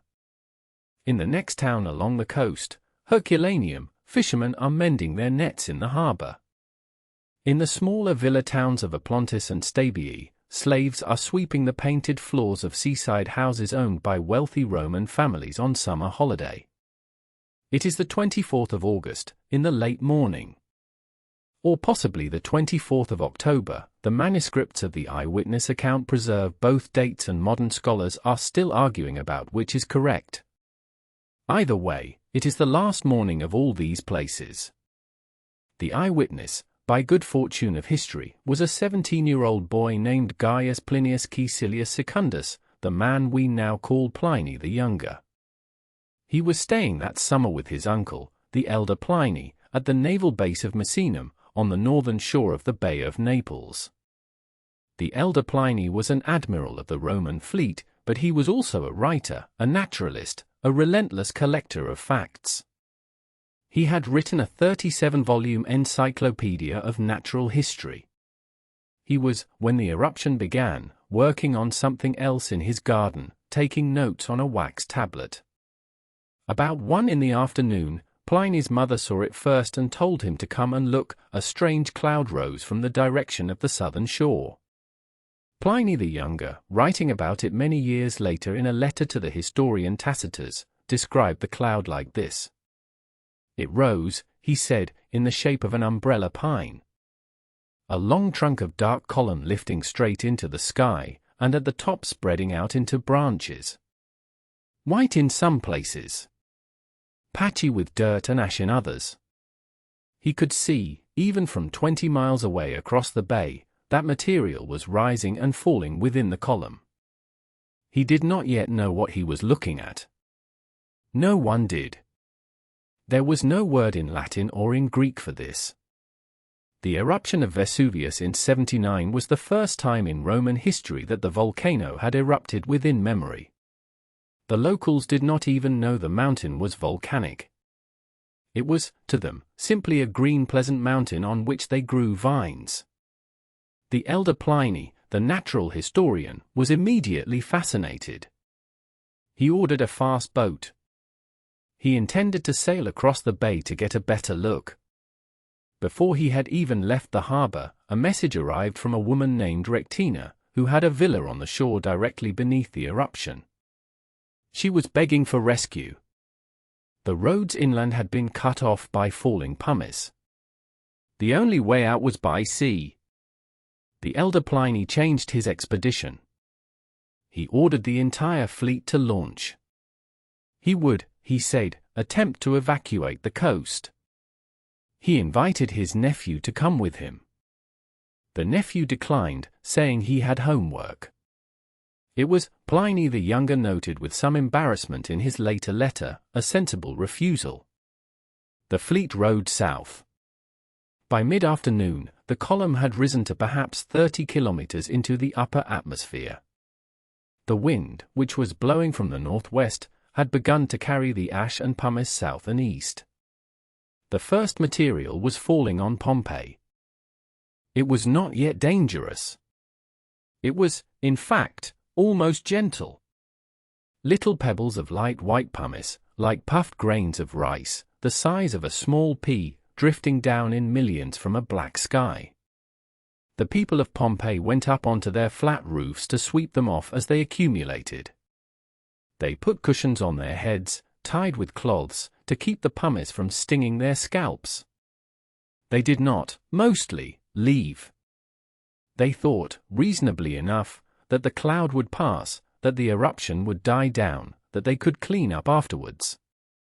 But the pumice kept falling. By evening, it was several centimeters deep on the streets. By midnight, it was a meter deep on the roofs. By the small hours of the next morning, the lightest roofs, the wooden ones, the cheap tiled ones, had begun to collapse under the weight. This was when most of the people of Pompeii died. Not the ones we usually think of. The famous body casts, the figures of men curled in cellars, of a dog twisting in a chain, of two women and a child holding each other, those were not from the pumice. Those came later. The first wave of deaths, in the night of the 24th, was from collapsing roofs and from people who tried, too late, to flee through streets choked with 2 meters of falling debris. Many people did leave. We know this because there are far fewer skeletons in Pompeii than there should have been if everyone had stayed. Perhaps 2,000 people died, in a town of perhaps 12 to 15,000. Most of the inhabitants, at some point in the long terrible afternoon and night, packed what they could carry and walked out the south gate, into the countryside, toward the safer towns inland. Across the bay at Misenum, the elder Pliny's fleet was struggling. The wind, which had been helpful at first, now blew against them. They could not approach the shore directly beneath the eruption. The pumice on the surface of the sea was so thick the ships could barely move through it. The water was full of floating debris. The admiral changed course. He sailed south, around the worst of the falling material, and beached at the villa of his friend Pomponianus, in the town of Stabii, on the southern side of the bay. Pomponianus was packing to flee. The elder Pliny told him to wait. He behaved, his nephew tells us, with deliberate calm. He bathed. He ate dinner. He went to bed and snored loudly so that everyone in the household could hear that he was unworried. Outside, through the windows of the villa, the volcano was now bright with internal fire. The column had been collapsing in stages for hours, sending darker and darker material down its sides. The air on the coast was full of grit. The earthquakes were nearly continuous. Some hours before dawn on the 25th, the situation changed. In Pompeii, the wind reversed. A new kind of cloud was beginning to descend the mountain. Not the upward rising column. The column was, by this stage, partially collapsing, folding back on itself, sending a hot dense mixture of gas and rock racing down the slopes of Vesuvius in a series of waves. These are what volcanologists today call pyroclastic surges. They move at over 100 kilometers an hour. They are denser than air. They flow like a fluid, following the terrain. Their internal temperature is somewhere between 200 and 500 degrees Celsius. The first surge reached Herculaneum first. The town, which had not been buried by pumice during the night because it was upwind, was struck by an enormous cloud of superheated gas and ash that swept down the mountain in a matter of minutes. The few hundred people who had remained in the town, most of whom had gathered in boat sheds along the seafront, waiting for rescue ships that never came, died instantly. Their bones, found there in the 1980s, show the signature of intense thermal shock. Skulls cracked outward from internal pressure. The Roman fleet rescue, when it finally arrived at Herculaneum, found nothing left to rescue. The next surge, half an hour later, reached Pompeii. By now most of the town was already buried under 2.5 meters of pumice. The people who had stayed, sheltering in their cellars and inner rooms, or trapped under collapsed roofs, or trying to flee through choked streets, were caught. The surge moved through the town in a few minutes. It killed everyone in its path almost instantly. Their bodies, blanketed in a fresh layer of hot ash, were preserved in the postures of their last moments. Then the ash cooled around them. Over centuries, the soft tissue decayed. The bones remained. The voids in the ash, where the bodies had been, remained empty.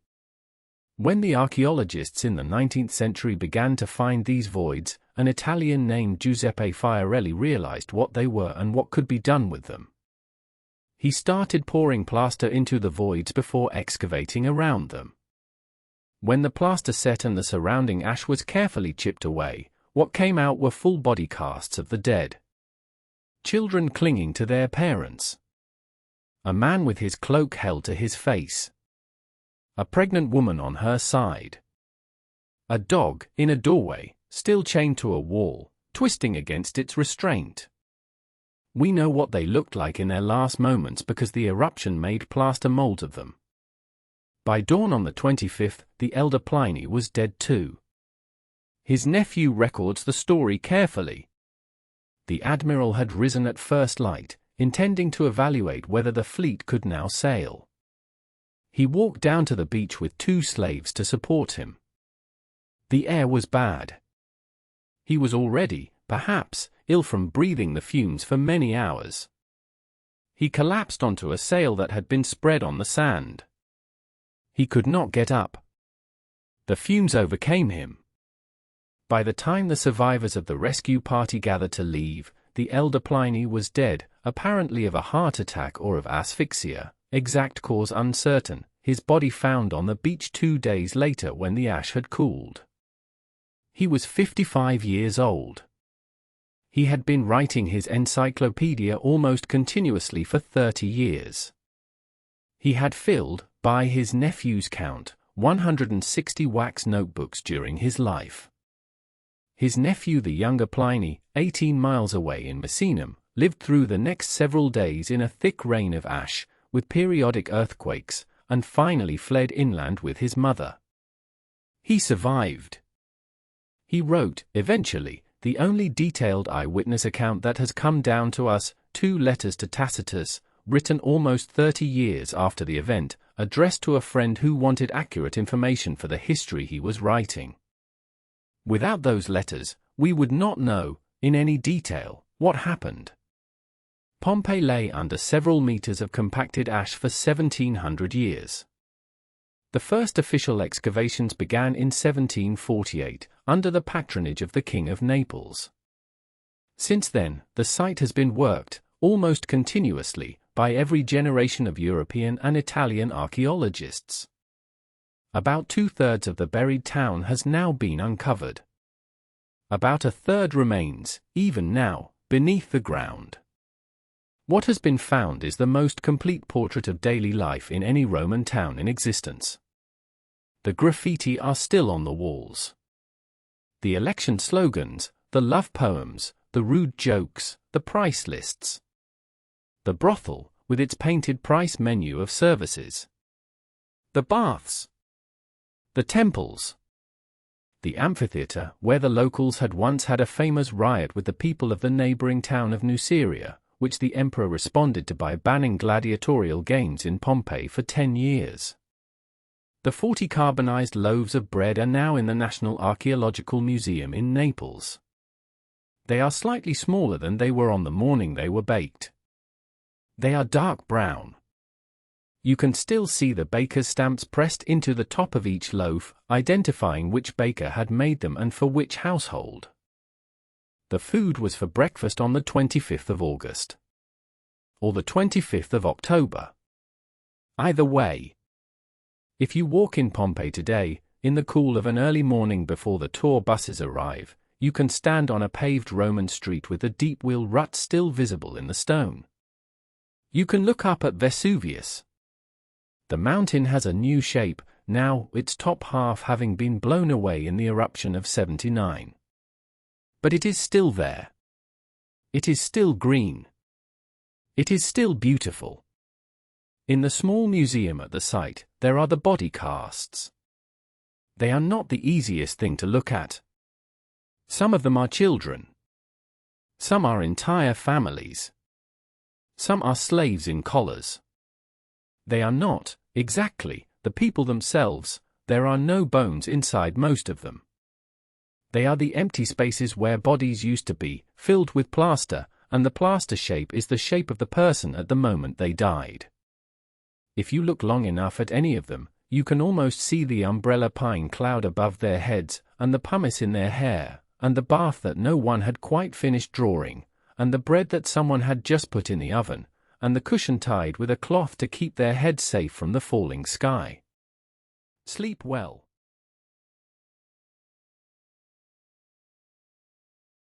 It is an hour before dawn, somewhere off the coast of southern Iberia, in the year 597 before the Common Era.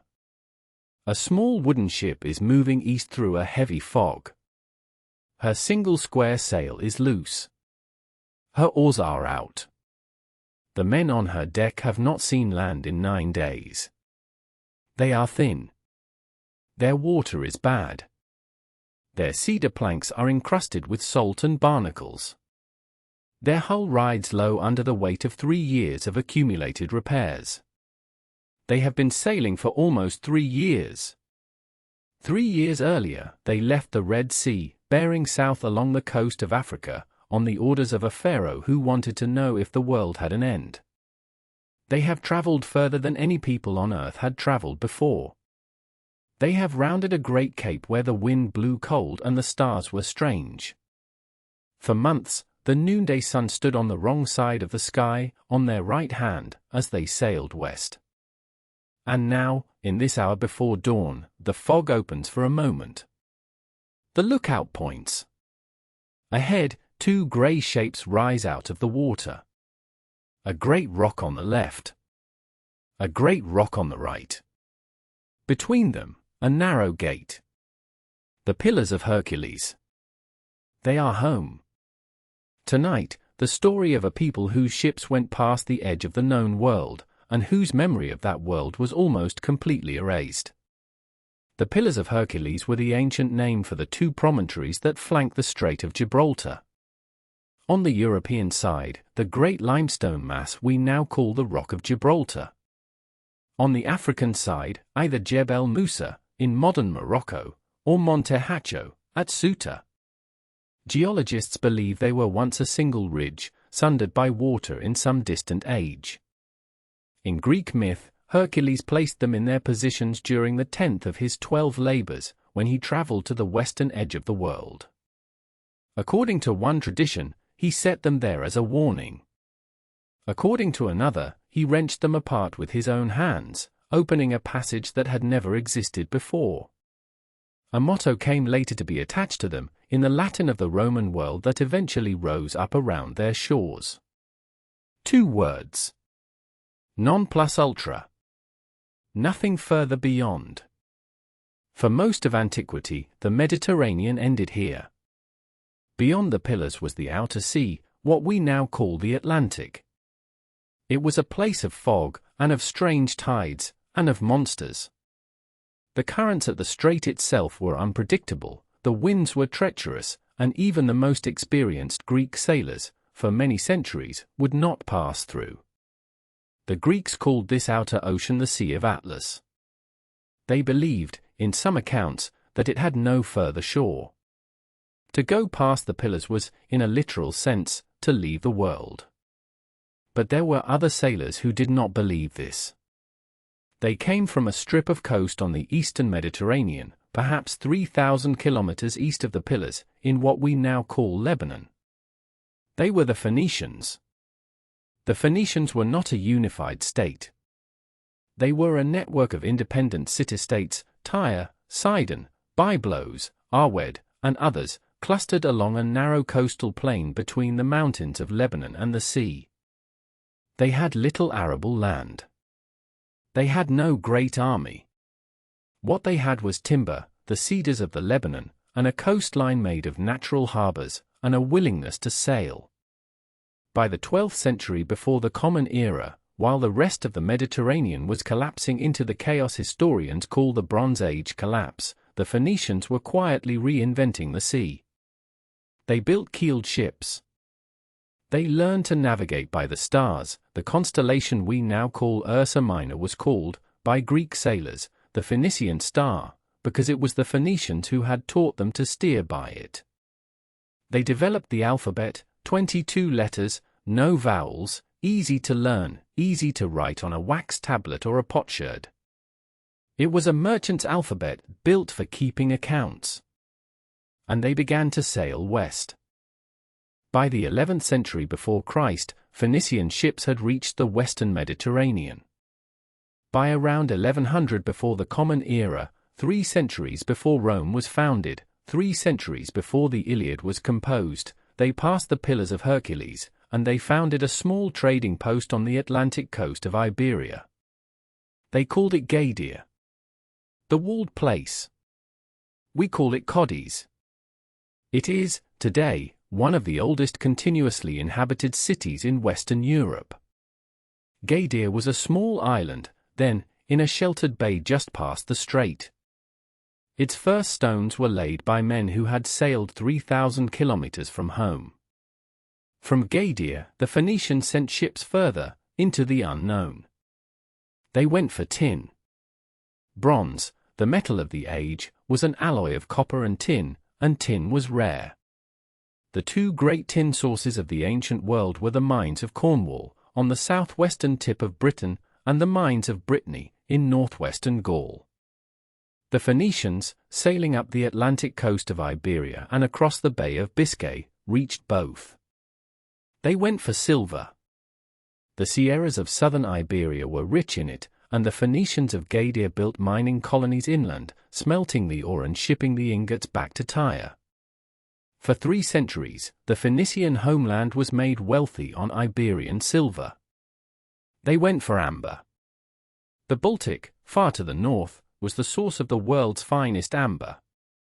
The Phoenicians did not, perhaps, sail there themselves, the evidence is inconclusive, but they certainly traded for it, by long chains of intermediaries reaching from the Atlantic up the rivers of Europe. And they went for purple. The Atlantic murex, a shellfish that lived along the rocky coasts of northwestern Africa and southern Iberia, produced a dye more vivid than the Mediterranean species.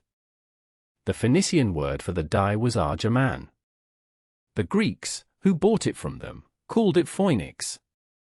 From the same word, eventually, came the Greek name for the people themselves, Phoenicians. The purple ones.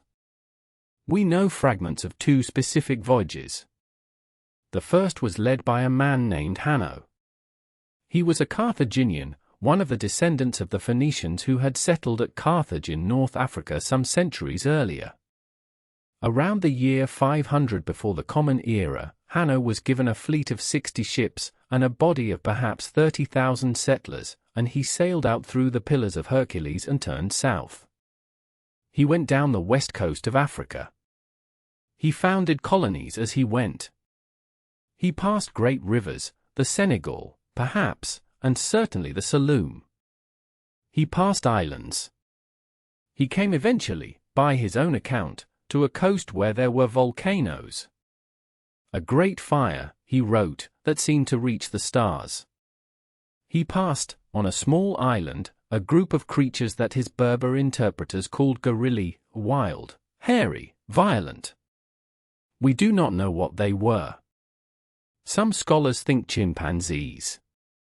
Some think mountain gorillas. Some think simply the indigenous people of the coast, named with the casual cruelty of an explorer. Hanno's account of the voyage, the Periplus, was deposited in a temple in Carthage. A Greek translation survived, in a single late manuscript. It is one of only 2 first-hand accounts of pre-Roman exploration that we possess from the entire ancient world. The other was by his contemporary, Himilco. Himilco sailed in the opposite direction. He passed the Pillars and turned north, following the Atlantic coast of Iberia, then crossing the Bay of Biscay, then continuing up to Brittany, and then, almost certainly, to the British Isles themselves. He wrote of fog that never lifted, of becalmed seas where seaweed wrapped the keels, of strange green coasts that emerged out of the mist. Himilco's account is lost. We know about it because 400 years later, a Roman poet quoted 3 sentences of it in a verse about the geography of the ocean. 3 sentences. And then there is the strangest voyage of all. The Greek historian Herodotus, writing in the 5th century before Christ, tells us that around 100 years before his own time, that is, around the year 600 before the Common Era, the Egyptian pharaoh Necho II hired a Phoenician fleet to perform a single, immense task. They were to sail around Africa. They left from a port on the Red Sea. They sailed south. Every autumn, when their food began to run low, they put into shore, planted grain, waited for it to ripen, harvested it, and sailed on. The voyage took 3 years. According to Herodotus, they returned at last to Egypt, having entered the Mediterranean from the west through the Pillars of Hercules. Herodotus then adds a strange detail. The Phoenicians, he says, claimed that for part of the voyage, as they sailed around the southern tip of Africa, the sun was on their right hand, in the north. Herodotus says he does not believe this. He thinks they invented it. He reports it only for completeness. But this detail is exactly what would happen if a fleet did, in fact, cross the equator and round the Cape of Good Hope, sailing westward. South of the equator, the noonday sun appears in the northern sky. Herodotus, who had never been south of the equator, could not know this. He dismissed it as a sailor's lie. It is the single detail that has convinced most modern historians that the voyage actually happened. A Phoenician fleet, 2,600 years ago, circumnavigated Africa. The proof of it is the detail that the man recording it did not believe.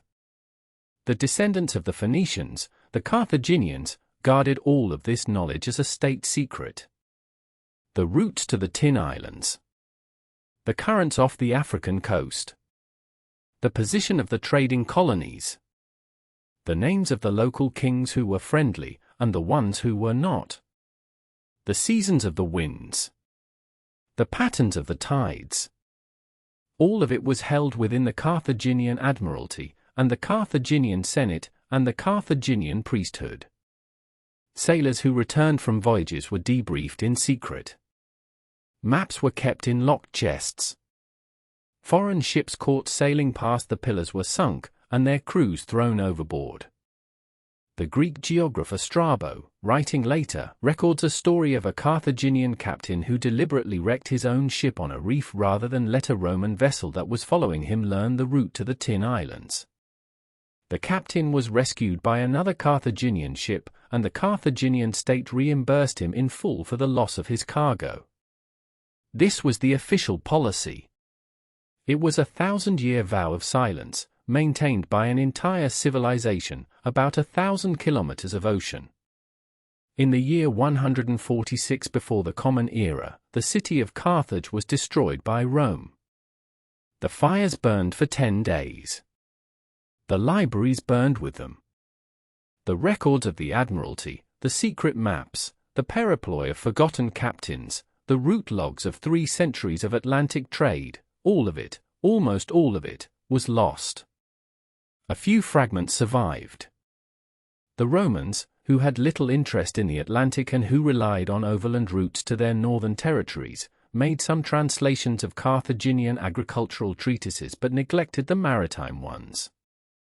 Strabo, writing under Augustus, preserved scattered details, the location of Gadea, some general remarks about the tides at the strait. Pliny the Elder, 100 years later, gathered more.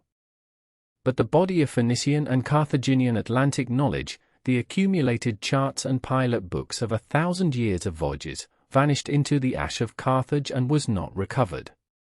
The Pillars of Hercules, after the fall of Carthage, became once again a boundary. The Romans sailed to Gadea.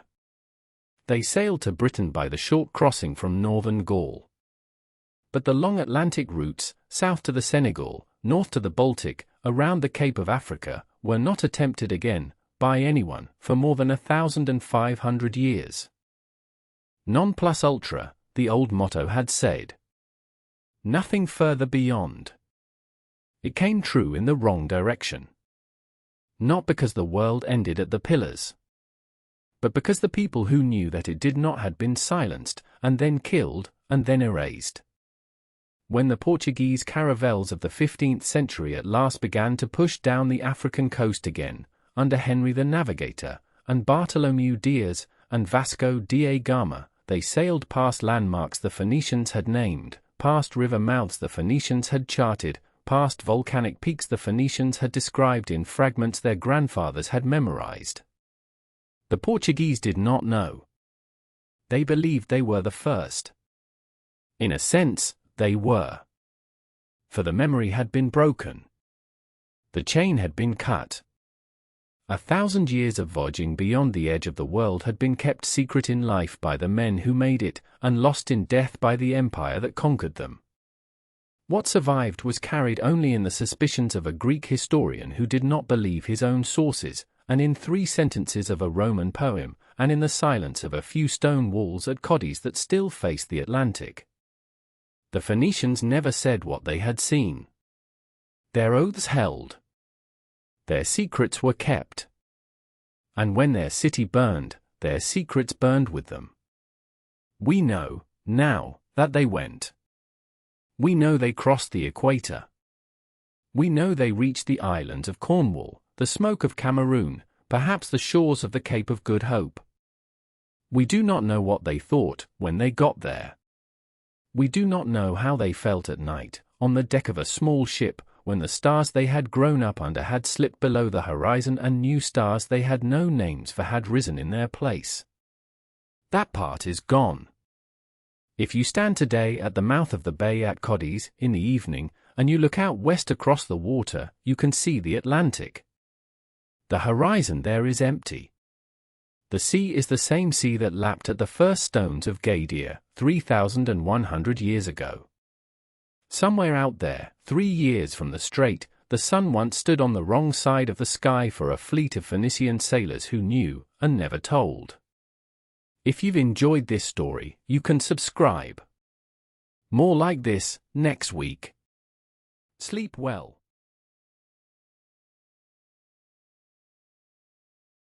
On a spring morning in 1950, in a place called the Toland Moes, in central Denmark, 2 brothers were cutting peat.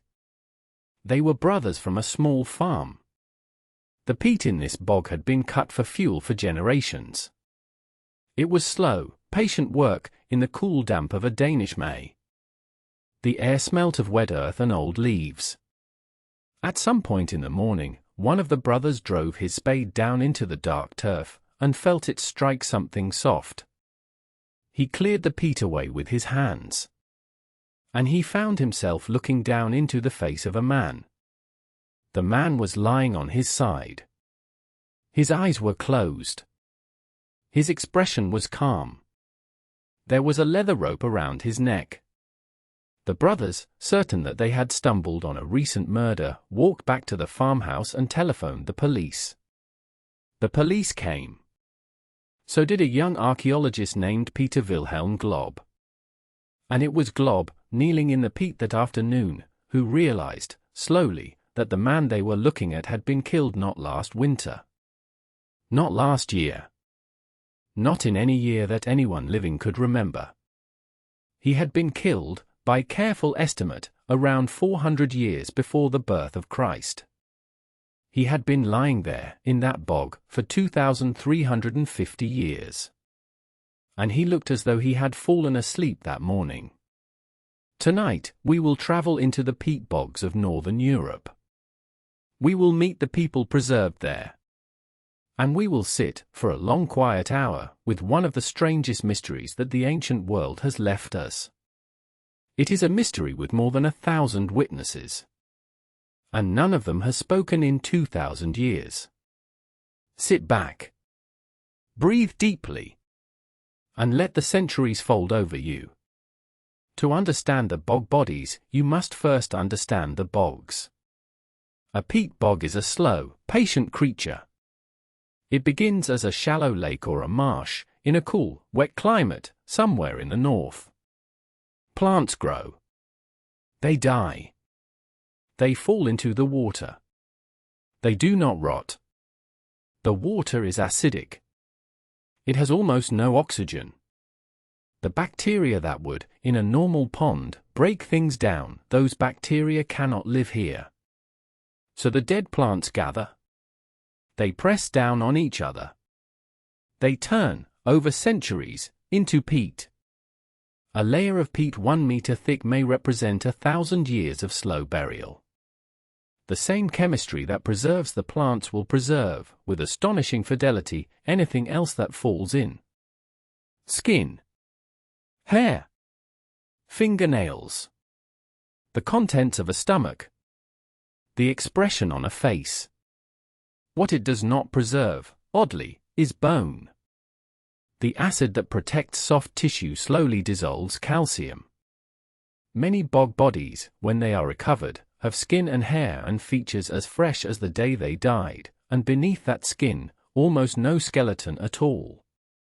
They have become, in effect, leather portraits of themselves. The peat bogs of Denmark, of northern Germany, of Ireland, of the Netherlands, of the British Isles, these bogs have been cut for fuel for centuries. And from them, over those centuries, more than 1,000 human bodies have been recovered. Most of them died in the Iron Age. Between, roughly, 500 before the Common Era, and 100 years after it. They are, every one of them, the people of a vanished world. Who were they? They lived in small farming villages on the edges of the great northern forests. They were Celts, in the west. Germans, in the east. Pre-Roman peoples whose names, in many cases, we no longer know. They built houses of timber and turf. They kept cattle and pigs and sheep. They wove cloth of wool and linen. They worked iron, badly at first, then with growing skill. They had no writing. Everything they thought, everything they believed, every name they gave to their gods, has come down to us only at second hand. Through Roman observers, through the things they left in the ground, and through the bodies they left in the bogs. The Romans wrote about them. The historian Tacitus, in his book on Germania, written around the year 98, describes their customs. He writes that they punished cowards and traitors and certain kinds of moral failure by drowning them, alive, in marshes. Pinning them down, he says, beneath wattle frames, in the muddy water. When the Roman text was rediscovered in the Renaissance, scholars treated this passage with skepticism. It sounded like a traveler's tale. It sounded too cruel and too specific to be true. Then, in the 19th and 20th centuries, the bogs began to give up their dead. Toland Man was not the first. He was simply the most famous. He was a man in his late 30s or early 40s. He was small by modern standards, about 5 feet 3 inches tall. He had short, reddish-brown hair, cut close to the head, and a light stubble on his chin. He was naked except for a leather cap and a belt of hide around his waist. The rope around his neck was a plaited leather cord, with a sliding knot. He had been hanged. His stomach, when examined, contained the remains of a porridge of barley and other grains, eaten between 12 and 24 hours before his death. There were seeds of more than 30 different plants in the porridge. No meat. It was a peasant's last meal, eaten in winter or early spring, when stored grain was all that remained. He was placed in the bog with a kind of care. His eyes were closed. His mouth was closed. He had been laid on his side, his legs drawn up, as though for sleep. His face, when Glob first uncovered it, was so peaceful that the brothers had taken him for a man dozing in the heather. 2 years later, in 1952, a second body emerged from a bog only 11 kilometers away. He has come to be called Grauble Man. He was about 30 years old. He had been killed in a different manner. His throat had been cut, ear to ear, with a single deep clean stroke. His last meal, again, was porridge. But in his porridge, the lab found traces of ergot, a fungus that grows on damp grain, and which produces, in small doses, hallucinations and a sense of burning warmth in the limbs. We do not know if the ergot was an accident, or a deliberate dose to alter his state before death. We do not know if he knew what was coming. In 1984, in a peat cutter's bog in the north of England, a third man emerged. He has come to be called Lindau Man. He was about 25. He was, by the standards of his time, healthy and well-fed, with manicured fingernails and trimmed hair, possibly a man of some status. He had eaten a last meal of charred grain. He had not died by one means. He had died, it seems, by three. He had been struck on the back of the head, hard enough to crack the skull. A cord had then been tied around his neck and tightened to garrote him. And, at some point in this sequence, his throat had also been cut. The phrase that archaeologists use for this kind of killing is the threefold death. It appears, in legend, in old Celtic sources. A sacred victim, dedicated to the gods, was killed in three ways at once, so that no single element of the death could claim him alone. He belonged, in the end, to all of them. Or so the theory goes. Other archaeologists are skeptical. They point out that an executed criminal, struggling, would also accumulate many wounds. They point out that we are reading our myths into his body. It is possible. It is also possible that he was both. That the line between criminal and sacrifice, in the Iron Age North, was not the line we would draw today. There are other faces. Many others. Eyed girl, from the Netherlands, was 16 years old.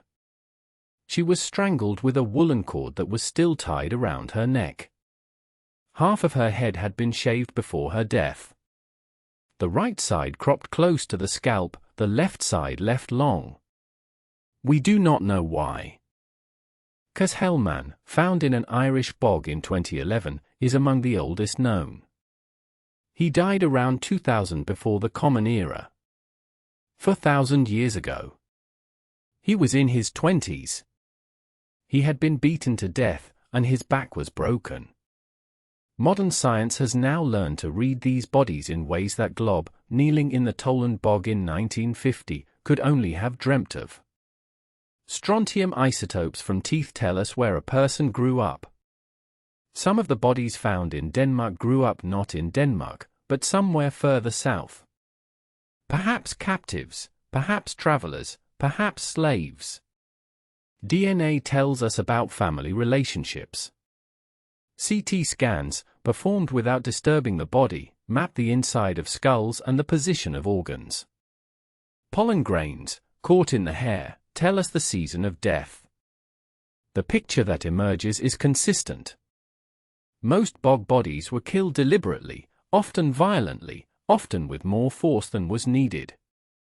Most were placed in the bog with some care. Most went into the water near a place that was already, in some way, sacred. At a boundary, by a tree, near a wooden trackway leading nowhere. The bogs were liminal places. Half land, half water. Half this world, half the other. They were good places, the Iron Age people seem to have believed, to give something back to the gods. Or to remove something from human company entirely. And so they did. What were they thinking, the people who did this? That is the part we cannot recover. We have the bodies. We have the ropes. We have the porridge in the stomachs. We have the cut throats and the broken skulls and the careful arrangement of limbs in the peat. We do not have the reason. We do not know if Toland man went willingly to his death, a chosen sacrifice, perhaps, in a year of bad harvests, walking out to the bog with a sense of purpose. We do not know if he was a criminal, dragged out at dawn with his hands tied. We do not know if Grauble man, with the ergot in his porridge, was drifting in a kind of dream when the knife came to his throat. We do not know if Lindemann understood what the 3 stages of his death were meant to accomplish. We have only what they look like, now, in the glass cases of the museums in Aarhus and Silkeborg and Dublin and London and Manchester. They lie there, in the dim light, the color of dark leather. Their hands are folded.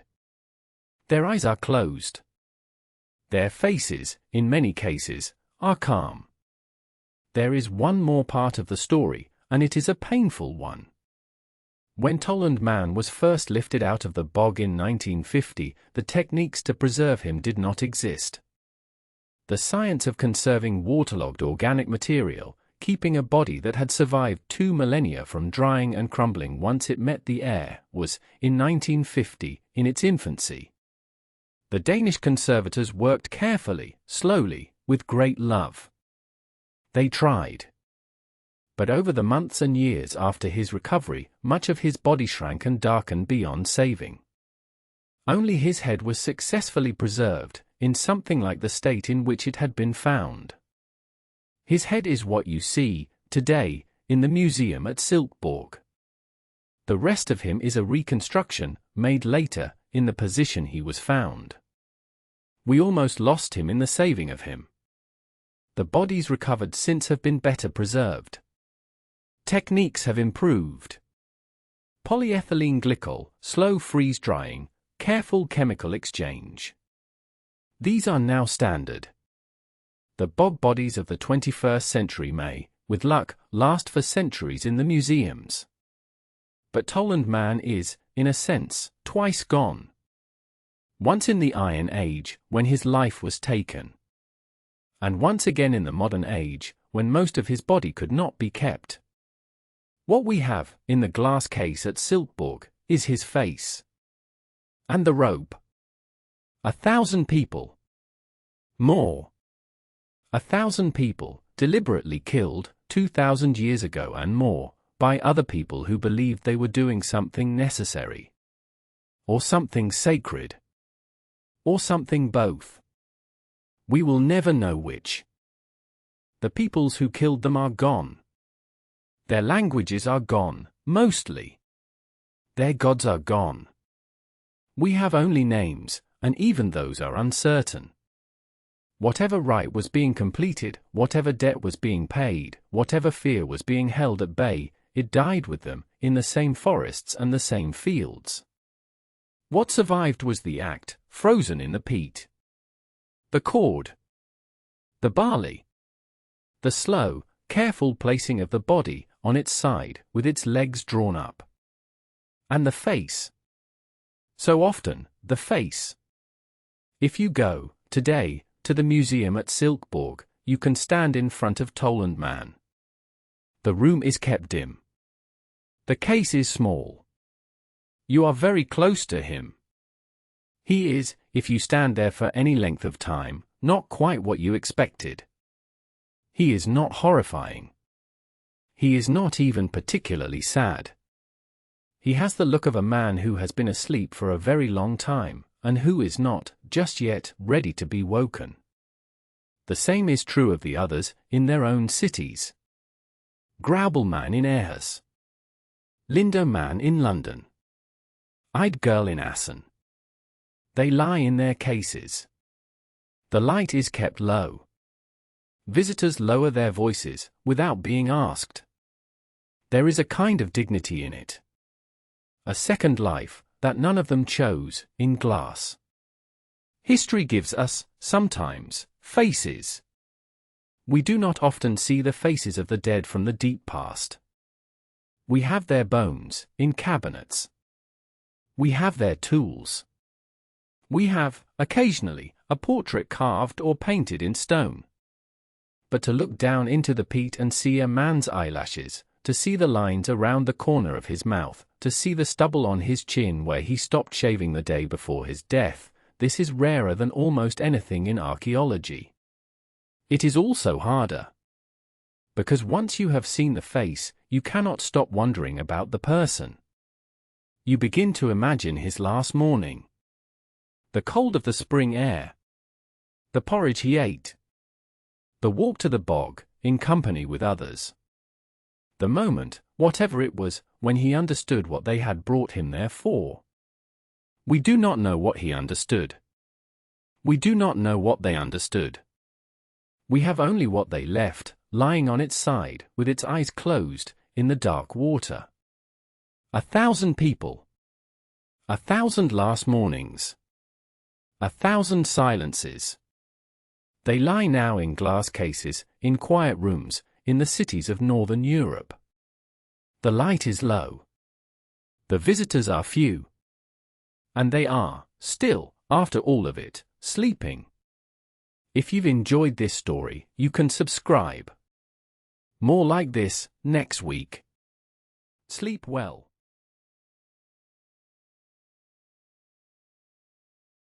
In the spring of the year 1837, on a cliff in western Persia, a British army officer is hanging by a rope.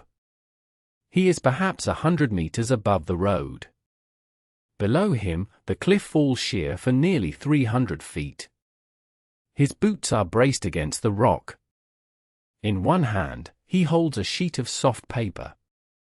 In the other, a small leather pouch of damp ink. He is pressing the paper carefully against the surface of the cliff, against a panel of strange wedge-shaped marks that no one has read for more than 2,000 years. His name is Henry Creswick Rawlinson. He is 26 years old. His hands are stained, and his shoulders ache. He will return to this cliff, again and again, for the next decade. And what he is copying will, in time, open the entire ancient world. This is the story of the Behistun Inscription. Sit back. Breathe deeply. And let the centuries settle around you. The cliff is called Mount Behistun. In Persian, it is now Behistun. It rises above the old road that ran, in antiquity, from the city of Babylon, on the plains of Mesopotamia, up into the highlands of Iran, towards the summer capital at Ecbatana. This was a road that everyone used. Merchants, armies, couriers of the Persian king. Anyone traveling between the south and the north passed beneath this cliff. And about 100 meters up the rock face, where no one could quite reach but everyone could see, the cliff has been carved. There is a panel, perhaps 15 meters across and 7 meters high. At its center stands a tall figure, bearded, robed, carrying a bow. His right foot is pressed down onto the chest of a man who lies on his back beneath him. To one side, 9 other men stand in a line, their hands bound behind them, ropes around their necks, their heads turned in shame. Above the king, in the sky of the relief, a figure floats. He is winged. He holds a ring. He is, in Persian belief, the god Ahura Mazda, the Lord of Light, the maker of all things. And around and beneath this scene, 3 great panels of writing have been cut into the rock. In 3 languages. In 3 scripts. This is the official record. The king is Darius. And he wants the world to know what he has done. To understand the inscription, you must understand the moment. Darius the Great did not inherit the Persian throne in peace. He took it. In the year 522 before the Common Era, the Persian Empire was the largest state in the world. It had been built, over 30 years, by Cyrus the Great and his son Cambyses. It stretched from the Aegean coast of modern Turkey to the borders of India, from the deserts of Egypt to the steppes north of the Caspian Sea. And then, suddenly, it almost came apart. While Cambyses was in Egypt, a man named Gormata, or so the official story would later say, seized the throne in Persia, claiming to be the king's lost brother. Cambyses died on his way home, in obscure circumstances. The empire was, for a few months, in the hands of a usurper. Darius was a young noble, a distant cousin of the royal house, commanding a small body of cavalry. With 6 other Persian nobles, he rode into the palace, killed Gormata, and took the throne for himself. And then, almost at once, the empire rose against him. 19 rebellions, in 19 provinces, in a single year. Babylon revolted. Media revolted. Elam revolted. Armenia, Parthia, Margiana, Sagartia, one after another, the great regions of the empire raised their own kings and refused to obey. Darius spent the next 18 months fighting. Battle after battle. He defeated, he says, 9 rival kings. He executed them. He reimposed order, by force, across 2.5 million square kilometers of territory. And when at last the wars were over, he climbed up onto a cliff above the Royal Road, and he carved the story of what he had done, where everyone could see it. The text Darius cut into the rock is the longest Old Persian inscription that survives. It is over 400 lines long. It begins with his lineage. He is the son of Hystasps, grandson of Arsames, of the line of Achaemenes. He is, he says, an Achaemenid. He rules by the favor of Ahura Mazda. Then, in plain and almost legalistic language, he tells what happened. How the false king arose. How he was killed. How the provinces rebelled. He names each rebel king. He names the battles. He records the dates. He records the number of his enemies slain, a figure that he gives with careful, terrifying precision. And he tells the reader again and again that everything he did was true. That the rebels were liars. That he, Darius, has spoken only what is true. The word for lie, droga in Old Persian, appears more than 30 times in the inscription. It was the great Persian sin, the thing the king is most concerned to deny. The same text appears 3 times on the cliff. Once in Old Persian, on the left, in a script that Darius himself, or his scribes, may have invented for the occasion. Once in the middle, in the Elamite language, which had been spoken in southwestern Iran for 2,000 years. And once on the right, in Babylonian, that is, in Akkadian, the great language of Mesopotamia, written in the dense and ancient cuneiform of Babylon and Assyria. 3 languages. 3 scripts. The same proclamation. Carved 100 meters above a road, where every traveler in the empire could see it. And then forgotten. The Persian Empire fell to Alexander the Great in the year 330 before the Common Era. The Achaemenid dynasty ended. The Old Persian language stopped being written. The cuneiform script, on which the Babylonian text had been carved, fell out of use within a few centuries. By the time of the Roman Empire, no one alive could read any of the 3 panels. The cliff remained. It stood above the road that travelers still used. They saw the figures. They could not read the words. In the Middle Ages, the carving acquired new stories. The local people, looking up at a robed bearded king and a row of standing men, decided that the figures must be Christ and his 12 apostles. Pilgrims venerated the site. Later, when that interpretation faded, scholars decided instead that the figures must be Iranian kings of legend, Khusrau the Great, perhaps, and his courtiers, from the Old Persian epics.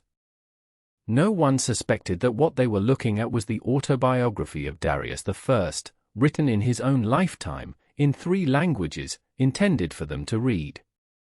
The cliff held its silence for 2,000 years. In the year 1835, the British East India Company posted a young officer to the court of the Prince Governor of Kermanshire, the Persian city nearest to the cliff. The officer was Henry Creswick Rawlinson. He was 25. He spoke Persian. He had a serious, methodical mind, and a habit of becoming obsessed. He visited the cliff. He looked up at the inscription. He could see, even from the road, that the writing was old, and that it was strange. He began to climb. Reaching the relief was not easy. The Persians of Darius's time had cut away the ledge they had used, deliberately, so that no one could deface the carving. There was no path. Rawlinson built improvised ladders. He drove pegs into the rock. He lowered himself on ropes. For 4 years, off and on, he climbed. He copied the Old Persian column first, because it was the most accessible and because Old Persian had a relatively simple cuneiform, only about 40 signs, semi-alphabetic, far closer in structure to a normal writing system than to the dense logographic cuneiform of Babylon. He copied the Elamite next, with much greater difficulty. The Babylonian panel was the worst. It was on a separate face of the rock, jutting outwards over the drop, and Rawlinson could not safely reach it himself. So in 1847, he hired a local Kurdish boy. The boy was small, agile, and unafraid of heights. They lowered him on ropes from above, swinging him out across the cliff face, and from this precarious position the boy pressed sheets of damp paper against the inscription, making impressions of every wedge, the technique called a paper squeeze. Sheet after sheet was raised back up to Rawlinson, who pieced them together on his table in Kermanshire. He now had, on paper, the same text in 3 languages. The decipherment that followed was one of the great intellectual achievements of the 19th century. Rawlinson was not alone. In parallel, other scholars across Europe, the German philologist George Friedrich Grotefend had been the first to crack a few Old Persian signs as early as 1802, by guessing at royal names. The Irish scholar Edward Hincks made further progress. The French scholar Jules Oppert contributed. They worked, sometimes in collaboration, sometimes in rivalry, by post and through learned journals. But it was Rawlinson who had brought down from the cliff the longest and most complete trilingual sample in the world. Old Persian came first. It was the simplest. Its small inventory of signs could be cracked, slowly, by matching royal names, Darius, Hystaspes, Achaemenes, to the cuneiform groupings that recurred in expected places. Within a few years, the Old Persian column could be read. Then, with the Old Persian text as a key, a known meaning, a known sentence, a known order, the same meanings could be located in the Elamite and Babylonian panels. The Elamite remained difficult, because it was a language related to nothing else. But the Babylonian, that is, Akkadian, was related to Hebrew and Aramaic, languages that scholars already knew. Once the signs were matched to known Semitic words, the script began to open. By 1857, for scholars working independently, given the same unpublished Assyrian text and sealed envelopes, produced translations that agreed in substance. The Royal Asiatic Society in London declared, formally, that Akkadian cuneiform had been read. The cliff had spoken. What Behistun unlocked was not just the proclamation of Darius. Akkadian had been the international language of the ancient Near East for 2,000 years. It was the language of Babylon and of Assyria. It was used in diplomatic correspondence between Egypt, Hatti, Mitanni, and the Hittite Empire. Its cuneiform script had been adapted to write Sumerian, the older language beneath it, and dozens of other tongues. When Akkadian became readable, an entire world became readable. The clay tablets of the Great Royal Library of Nineveh, which the British Museum had been excavating since the 1840s, could now be translated. Among them was found, in the 1870s, the Epic of Gilgamesh, the oldest long poem in the world, with its flood story that startled Victorian Europe by predating the Book of Genesis. The Code of Hammurabi, when it was dug up in 1901 in Susa, could be read at once. The diplomatic letters from Amarna in Egypt. The annals of the Assyrian kings, Sennacherib, Ashurbanipal, Tiglath-Pileser. The administrative records of the Sumerian city-states. The omens, the prayers, the medical texts, the school exercises. 3,000 years of Mesopotamian writing, the oldest literary tradition on earth, came back into the light. And the key had been a cliff above a road, where a Persian king had carved his account of a civil war. Why did it work? Why did Behistun, of all the inscriptions, prove to be the key? The answer is simple and almost domestic. It worked because Darius wrote the same thing 3 times. A scholar staring at a single Akkadian tablet has no anchor. The signs could mean anything. The language could be anything. But a scholar staring at 3 parallel columns, knowing that they say the same thing, can begin to make matches. If a certain group of signs appears in column 1 where it must, given context, mean, I am Darius, then the corresponding groups in columns 2 and 3 must also mean, I am Darius. Each known word becomes a foothold. Footholds accumulate. The cliff, slowly, becomes climbable. This is the same principle that, 3 decades earlier, had unlocked Egyptian hieroglyphics. The Rosetta Stone, discovered by Napoleon's army in 1799, had carried the same text in Egyptian hieroglyphs, Demotic, and Greek. Champollion had used the Greek to read the others. Behistun was the same principle, but for cuneiform, written in stone instead of in granite slab, on a cliff face instead of in a museum, with a Kurdish boy on a rope instead of a French soldier. The 2 stones, between them, gave back to humanity its oldest written memory. The cliff at Behistun is still there. It has been protected, mostly, by its inaccessibility. The carved figures and the 3 columns of text are in remarkably good condition, better, by far, than most inscriptions that lay where any passing hand could reach them. Wind has worn the surface. A little water has seeped through. Some details of faces have softened. But the words can still be read. In the early 2000s, a team from the Byzantine Heritage Foundation, working with international support, conducted a full 3-dimensional laser scan of the carving. They produced a digital model of every wedge, every figure, every chip in the rock, accurate to fractions of a millimeter. The scans are kept in archives. If the cliff one day weathers away, or is damaged by an earthquake, the inscription will survive in the form of light and number. In 2006, UNESCO inscribed Byzantine on its list of World Heritage Sites. The road below the cliff is now a modern highway. Lorries pass. The cliff is fenced off.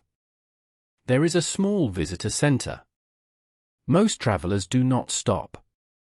The few who do can look up at the relief from a respectful distance, the way Rawlinson first saw it, and the way the medieval pilgrims saw it, and the way the merchants of the Achaemenid Empire saw it on their slow journey from Babylon to Ecbatana.